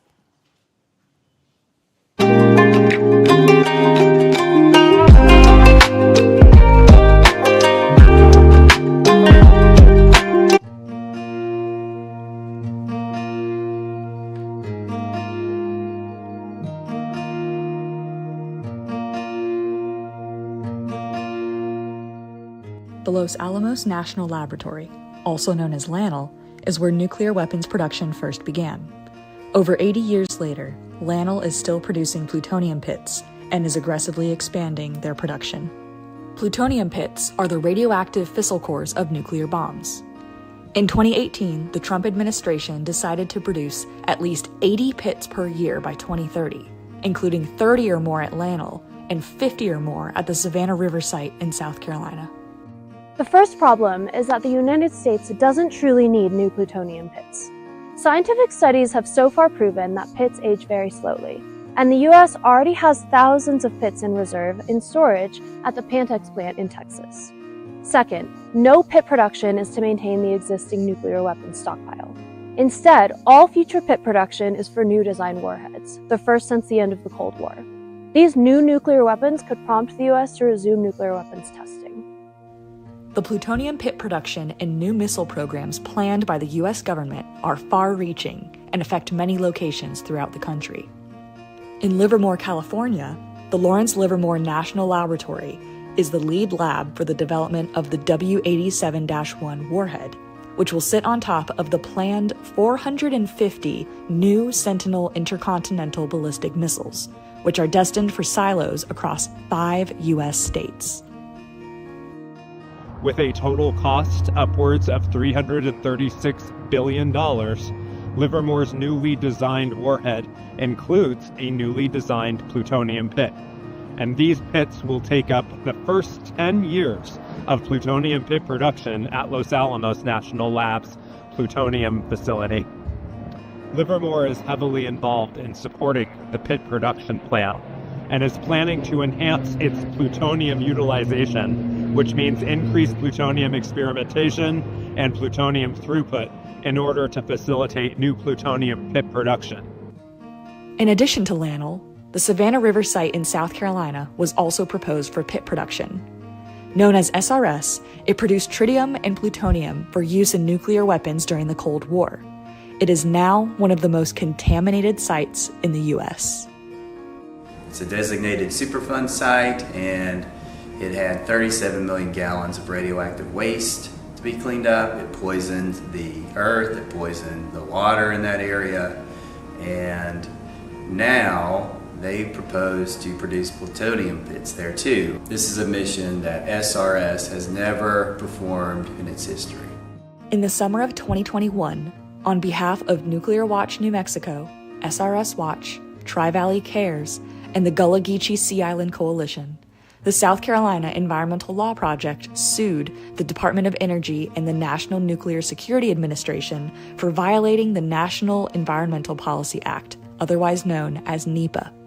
The way NEPA works is it requires agencies to evaluate the environmental consequences of their projects. It also, importantly, requires public participation. It also requires the agency to respond to these public comments. If the agency is found to have violated NEPA, then oftentimes the agency is not allowed to move forward with the project. In October of 2024, a federal judge in South Carolina found that the Department of Energy and the NNSA violated NEPA. The agencies tried to rely on inconsistent justifications for expanded pit production and failed to provide any opportunity for public input on reasonable alternatives. Instead, the defendants had simply decided what they wanted to do, which was to produce pits at LANL and SRS, and then conducted analyses after that critical decision had been made. As part of the settlement, the defendants must now conduct a thorough, programmatic NEPA review of pit production and produce a full, thorough assessment of a range of viable alternatives. Now the public has an opportunity to scrutinize this project. This ruling is a win for government accountability and highlights the importance of public input under NEPA, especially in projects that can have far-reaching, devastating impacts. Particularly in cases like this one. You have an agency proposing to create components for weapons of mass destruction, which in itself can create severe environmental effects. And also the creation of these components produces extreme amounts of toxic and radioactive waste, some of which can persist for thousands of years. That is a severe environmental effect that needs to be evaluated closely.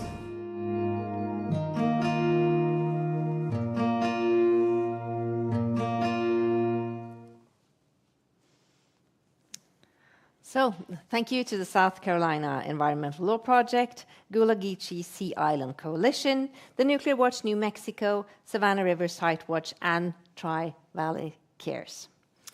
I want to ask you, Rob, if you can just briefly tell us why this case is so important. Well, I think it's not just this case. I mean, it's a landmark case because you have citizens and civil society using legal frameworks and protections to their benefit, when often it's not. But, you know, and I take this sort of very personally. There's a famous case that just happened. I'm from Montana, which is a western state in the US, and the case Held versus the state of Montana. Young climate activists sued successfully because the state was sort of prioritizing fossil fuels, and it's part of the Montana Constitution that there has to be a clean place to live. So it's a way for this generation to look out for future generations. We've had cases like that in Norway too. Raymond Johansen, do you think this is this a new way of activism? It's definitely a part of activism, although it's not new. We know it from the history in Norway also, that lawsuits can be preferable. And I really comment on the courage that these activists are showing. It's remarkable. And really it's against very powerful interests. And of course, lawsuits, it's not a silver bullet, but it will enforce transparency and public debate, which is often a prerequisite to achieve some goals.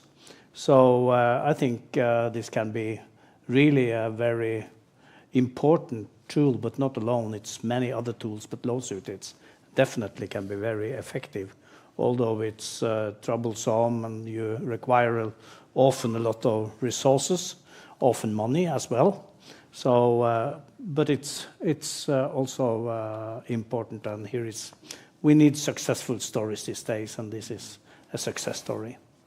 And also referring to the previous panel, this might be an arena where climate activists and anti-nuclear activists could sort of meet on common ground. Miranda? Yes, I really appreciated how this lawsuit, and especially this video, presents this idea that we've heard over and over again the last 3 hours, that nuclear weapons are not security. They are actually the biggest threat to our national security and global security, but then, yes, also a tremendous threat to environmental safety. And I think the power of lawsuits like these, and what we've seen elsewhere, you mentioned Montana and in Norway, is also in the spreading of information and education, and the ability to give that as a nonviolent weapon to common people, to go out with that information to make change. Yeah. Great, thanks. We have a speaker now joining us live from Princeton. His name is Siad Mian. He is an award-winning physicist and a co-director of Princeton University's program on science and global security. He helped fund and co-chairs the scientific advisory group of the UN Treaty on the Prohibition of Nuclear Weapons, and he previously served on the UN Secretary General's Advisory Board on disarmament matters. He's also co-founder and leader of the Physicists Coalition for Nuclear Threat Reduction. He has been a leading force pushing for the establishment of a UN scientific panel on the effects of a nuclear war, the equivalent of the climate panel for nuclear war. He's joining us live from Princeton.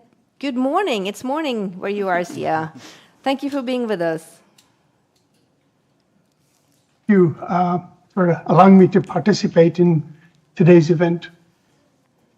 We are very eager to hear your thoughts on why we need a UN scientific panel on the humanitarian consequences of nuclear war. Please, the floor is yours. Thank you so much.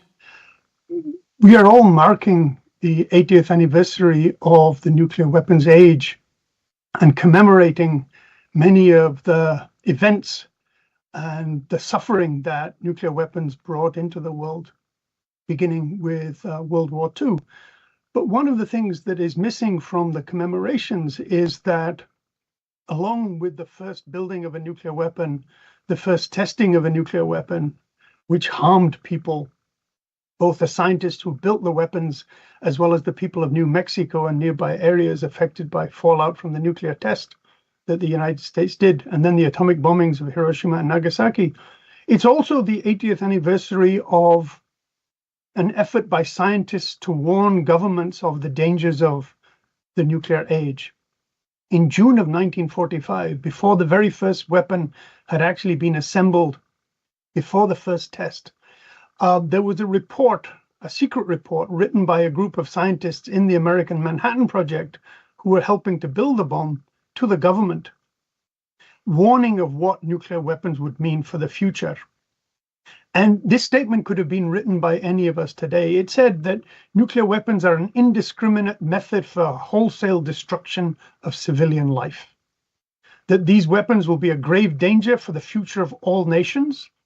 They warned of a nuclear arms race. They warned of the dangers that peacetime civilian nuclear energy might be turned to military uses, in other words, what we call proliferation. And they said the only hope is an agreement for an effective international control that will end the risk of nuclear war, in other words, nuclear disarmament. And ever since, scientists have been struggling to help governments and publics understand the danger of nuclear weapons. And the United Nations has had studies done about the effects of nuclear war to create a shared common sense of the international community about what nuclear war would mean. These studies took place in the 1960s, and the 1970s, and the 1980s. And the 1980s was the last UN study of the effects of nuclear war. And in that study, they said explicitly, we need more work, a cooperative international scientific effort to refine the understanding of what nuclear weapons mean, to explore new possibilities of how we can understand the consequences of nuclear war. But with the end of the Cold War, that impulse to understand more about what nuclear war meant went away. And beginning in 2014, the Princeton Program on Science and Global Security started an effort to convince both the US government and the United Nations that it was time for new studies of the effects of nuclear war that would speak to the issues of the 21st century. Because the world now is very different from where it was when those studies were done in the 1980s. The global stockpile of nuclear weapons and some nuclear arsenals are a fraction of what they were in the late 1980s. There are more nuclear armed states, but in total fewer nuclear weapons. But more places and more ways in which nuclear war can begin. Some nuclear arsenals are increasing, but all are being modernized. The global human population today is 50% larger than it was in the 1980s. And the world is far more independent through trade and the movement of people.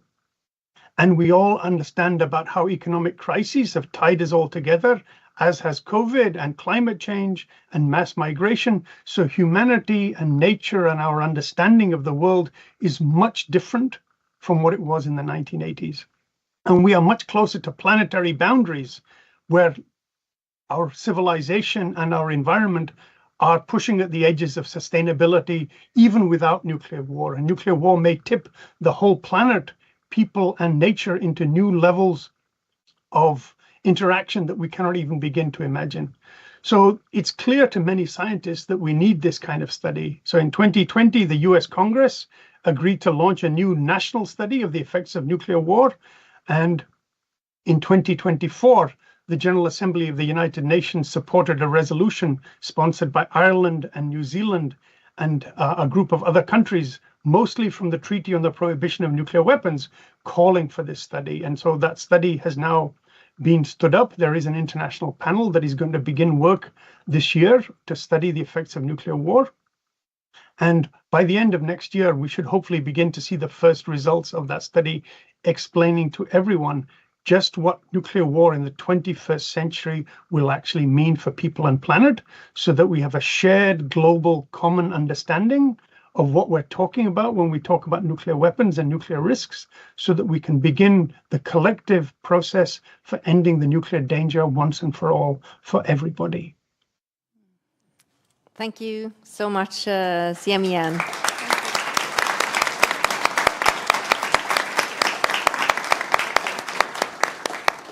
I want to hear from you, Raymond Johansen. The Norwegian People's Aid have also been pushing for this study.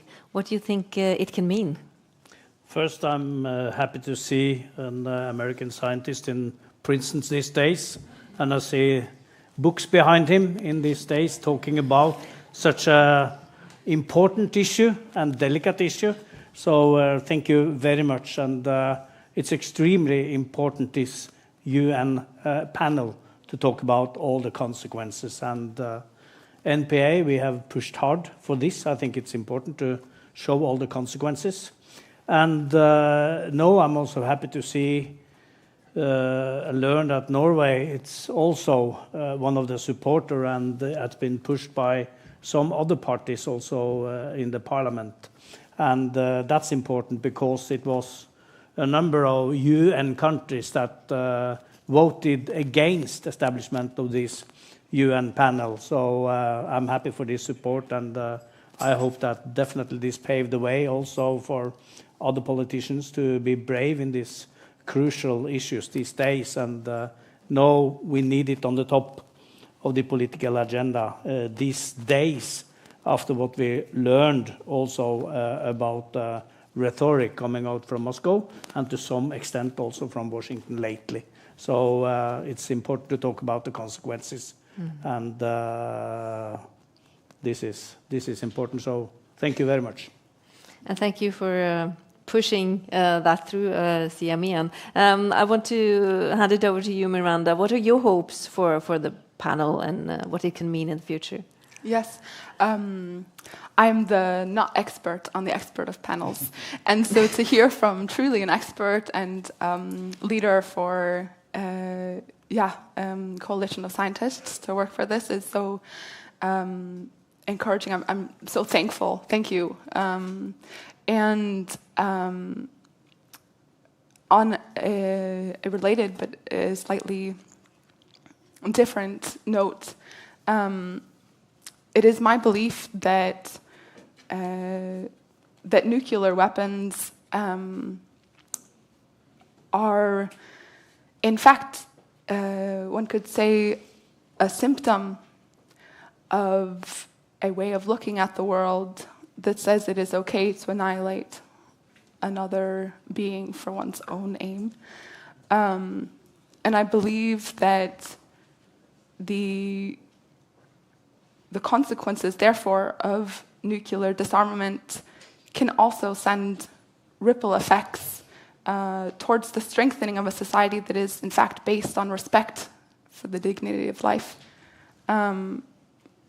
And in that way, every effort to strengthen the understanding of the effects of nuclear weapons contributes to a more peaceful world, not just without nuclear weapons, but on all fronts of society. And yes, in that I see a connection between the experts that I have the honor to be around at this moment and at this conference, but also with all aspects of actually, in fact, being human. Yes, let's continue, everyone. Yeah, thank you for that. I want to leave it to you, Rob, to conclude this session. Well, I have a question for Siad, and that is, in the U.S., President Donald Trump has talked about denuclearization, and he said there's no reason for us to be building brand new nuclear weapons. We already have so many. But he's also been critical of the UN. So my question to Zia is, then how do you make the US pay attention to this report from the UN?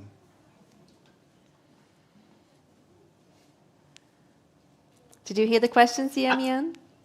I did, yes, thank you. And so I think that, to take Rob's question, the only thing that will make the Trump administration, like all previous American leaders, pay attention to these issues is the organized, informed, and committed effort by people living in the United States and by people in other countries insisting that the leaders of the United States and other countries respect the will and wishes of people everywhere.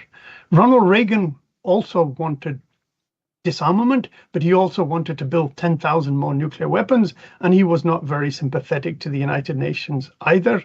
And yet it took the nuclear freeze movement and 1 million people marching in New York and people marching in London and in Oslo and all over the world to say, no, this has to stop. And eventually Reagan and Gorbachev agreed, something that all of us have understood from the very beginning, that nuclear war should never be fought and cannot be won, and only means death and destruction and suffering.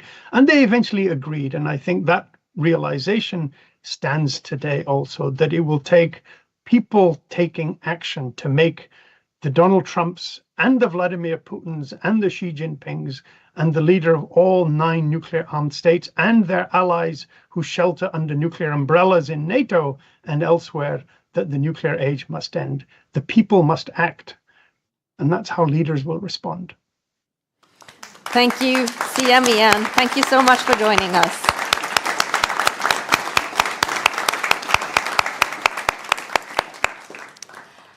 And I want to thank our lovely panel, Raymond Johansen, Miranda Åland, Rob Elder.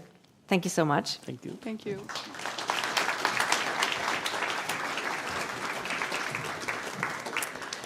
As we are moving towards the end of our conference here today, I want to remind us all about the red thread for our gathering here.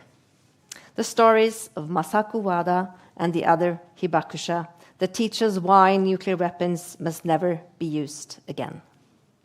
In her welcoming speech, Director Kjersti Fløgstad told all of you about how we at the Nobel Peace Center always ask the Nobel laureates when they visit us in December how we may help them leverage their cause. In December, Nihon Hidankyo's message was, help share our stories before it's too late. And during the last year, we have worked on this, both here in the museum, showing the Nobel Peace Prize exhibition to visitors and school groups, and by educating young students in Norway and all across the world. And here today, to show us how we all can join as individuals and engage, we will now be joined by ICAN's social media manager, Vanessa Hansen. She and ICAN are launching a new campaign here today. So Vanessa, the floor is yours.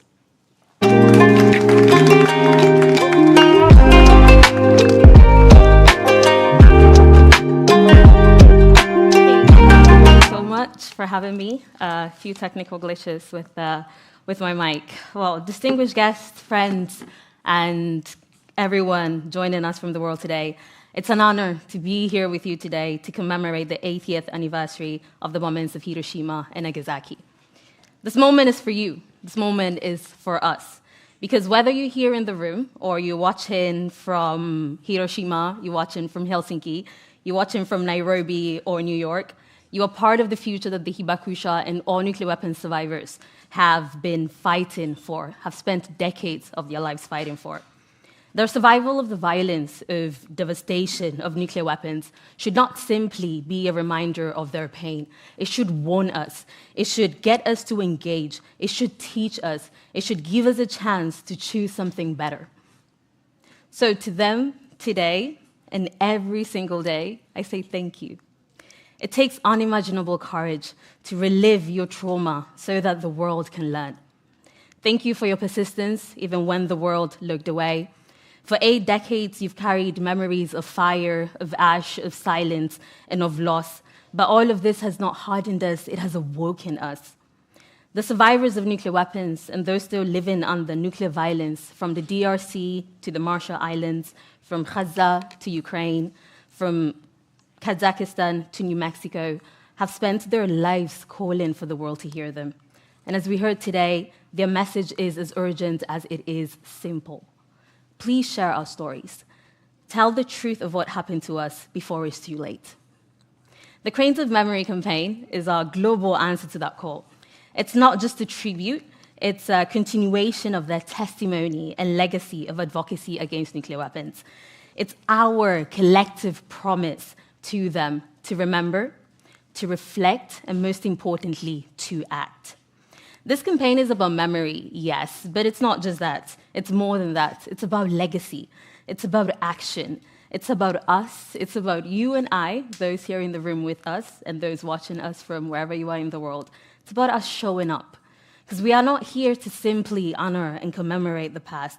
We are here to adopt their stories, to carry them forward into our classrooms, into our parliaments, into the hearts and screens of millions. We are here to demand relentlessly, and I'm going to emphasize unapologetically, a world free from the threat of nuclear weapons. And we will not do so with blind hope. I loved today what I heard about having stubborn optimism. Like the Hibakusha from Nihon Hidankyo, we believe a better world is not naive, it is necessary. And peace is not just a fantasy. It's a decision we make again and again. It's a commitment that we make again and again. And though the road ahead may be long, we walk in their footsteps. We walk in the work that they have already done. They have shown us that survival is not surrender and that hope is not passive, but rather hope is action. So wherever you are, whoever you are, adopt a story, fold a crane, and share with the world a message of remembrance, of resistance, and resolve. Let your crane carry a story, a wish of peace and memory. Let it be your way of promising the survivors of nuclear weapons, I will hold on to your memory, and I will carry forward your legacy. For 80 years, survivors of nuclear weapons around the world have shared their truth. And now it's on us, it's on you and I here in this room and joining from home to take action, to not stand still, to not stay silent. We need to make sure, and again I emphasize, we need to make sure that their memories fly and join in acting against nuclear disarmament. Because we must not stop until every single nuclear weapon missile is eliminated from our Earth. Thank you.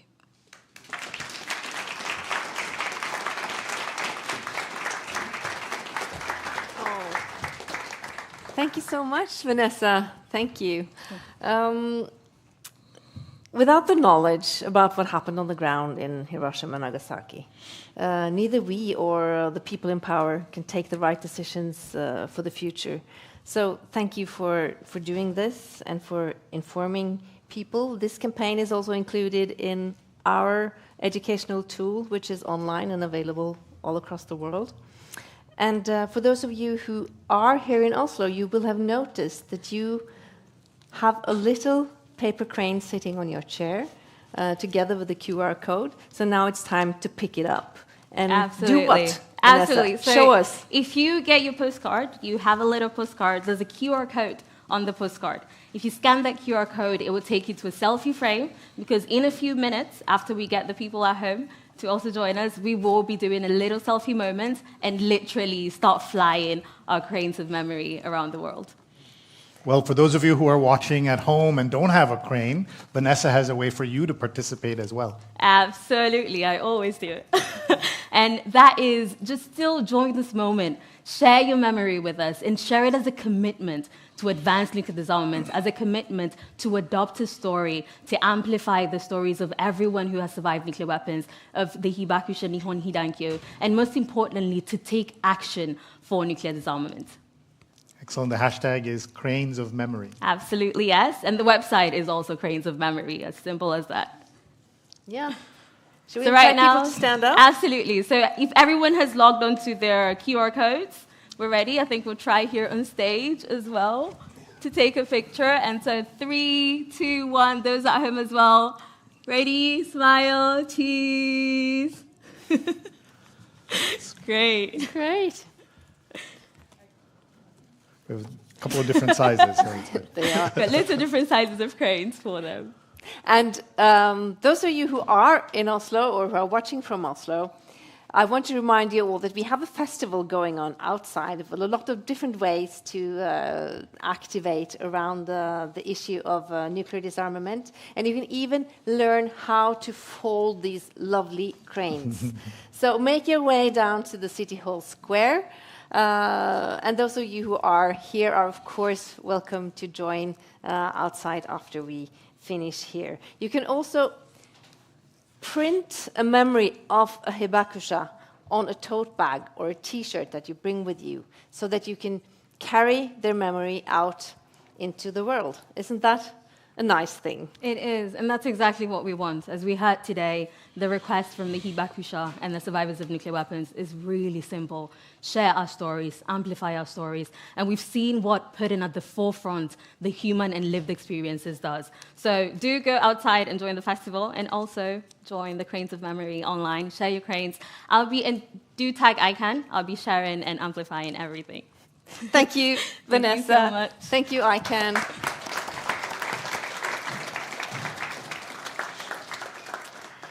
And as we conclude the program from the stage here at the Nobel Peace Center, I want to thank each and every one of you for joining, for being here with us today, and a special thanks to Masako Wada for coming all the way from Japan to be with us here in Oslo.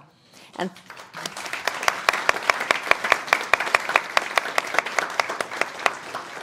a big thank you also to our other Nobel Peace Prize laureates and all our eminent speakers. And thank you, Sri, for making the digital audience feel at home and together with us. Yes, they felt very connected to all of you, and they loved the speakers. They really enjoyed and learned a lot today. So we're very grateful for everyone who watched online.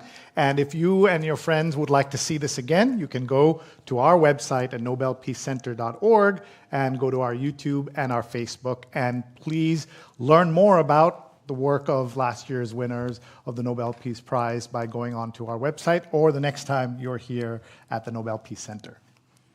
I also want to thank our main partners, Hydro and Reitan Retail, for their generous support, and our conference supporters, the Norwegian Ministry of Foreign Affairs, the Bergesen Foundation, the Outrider Foundation, Lex International, and Scandinavia, Japan, Sakasawa Foundation.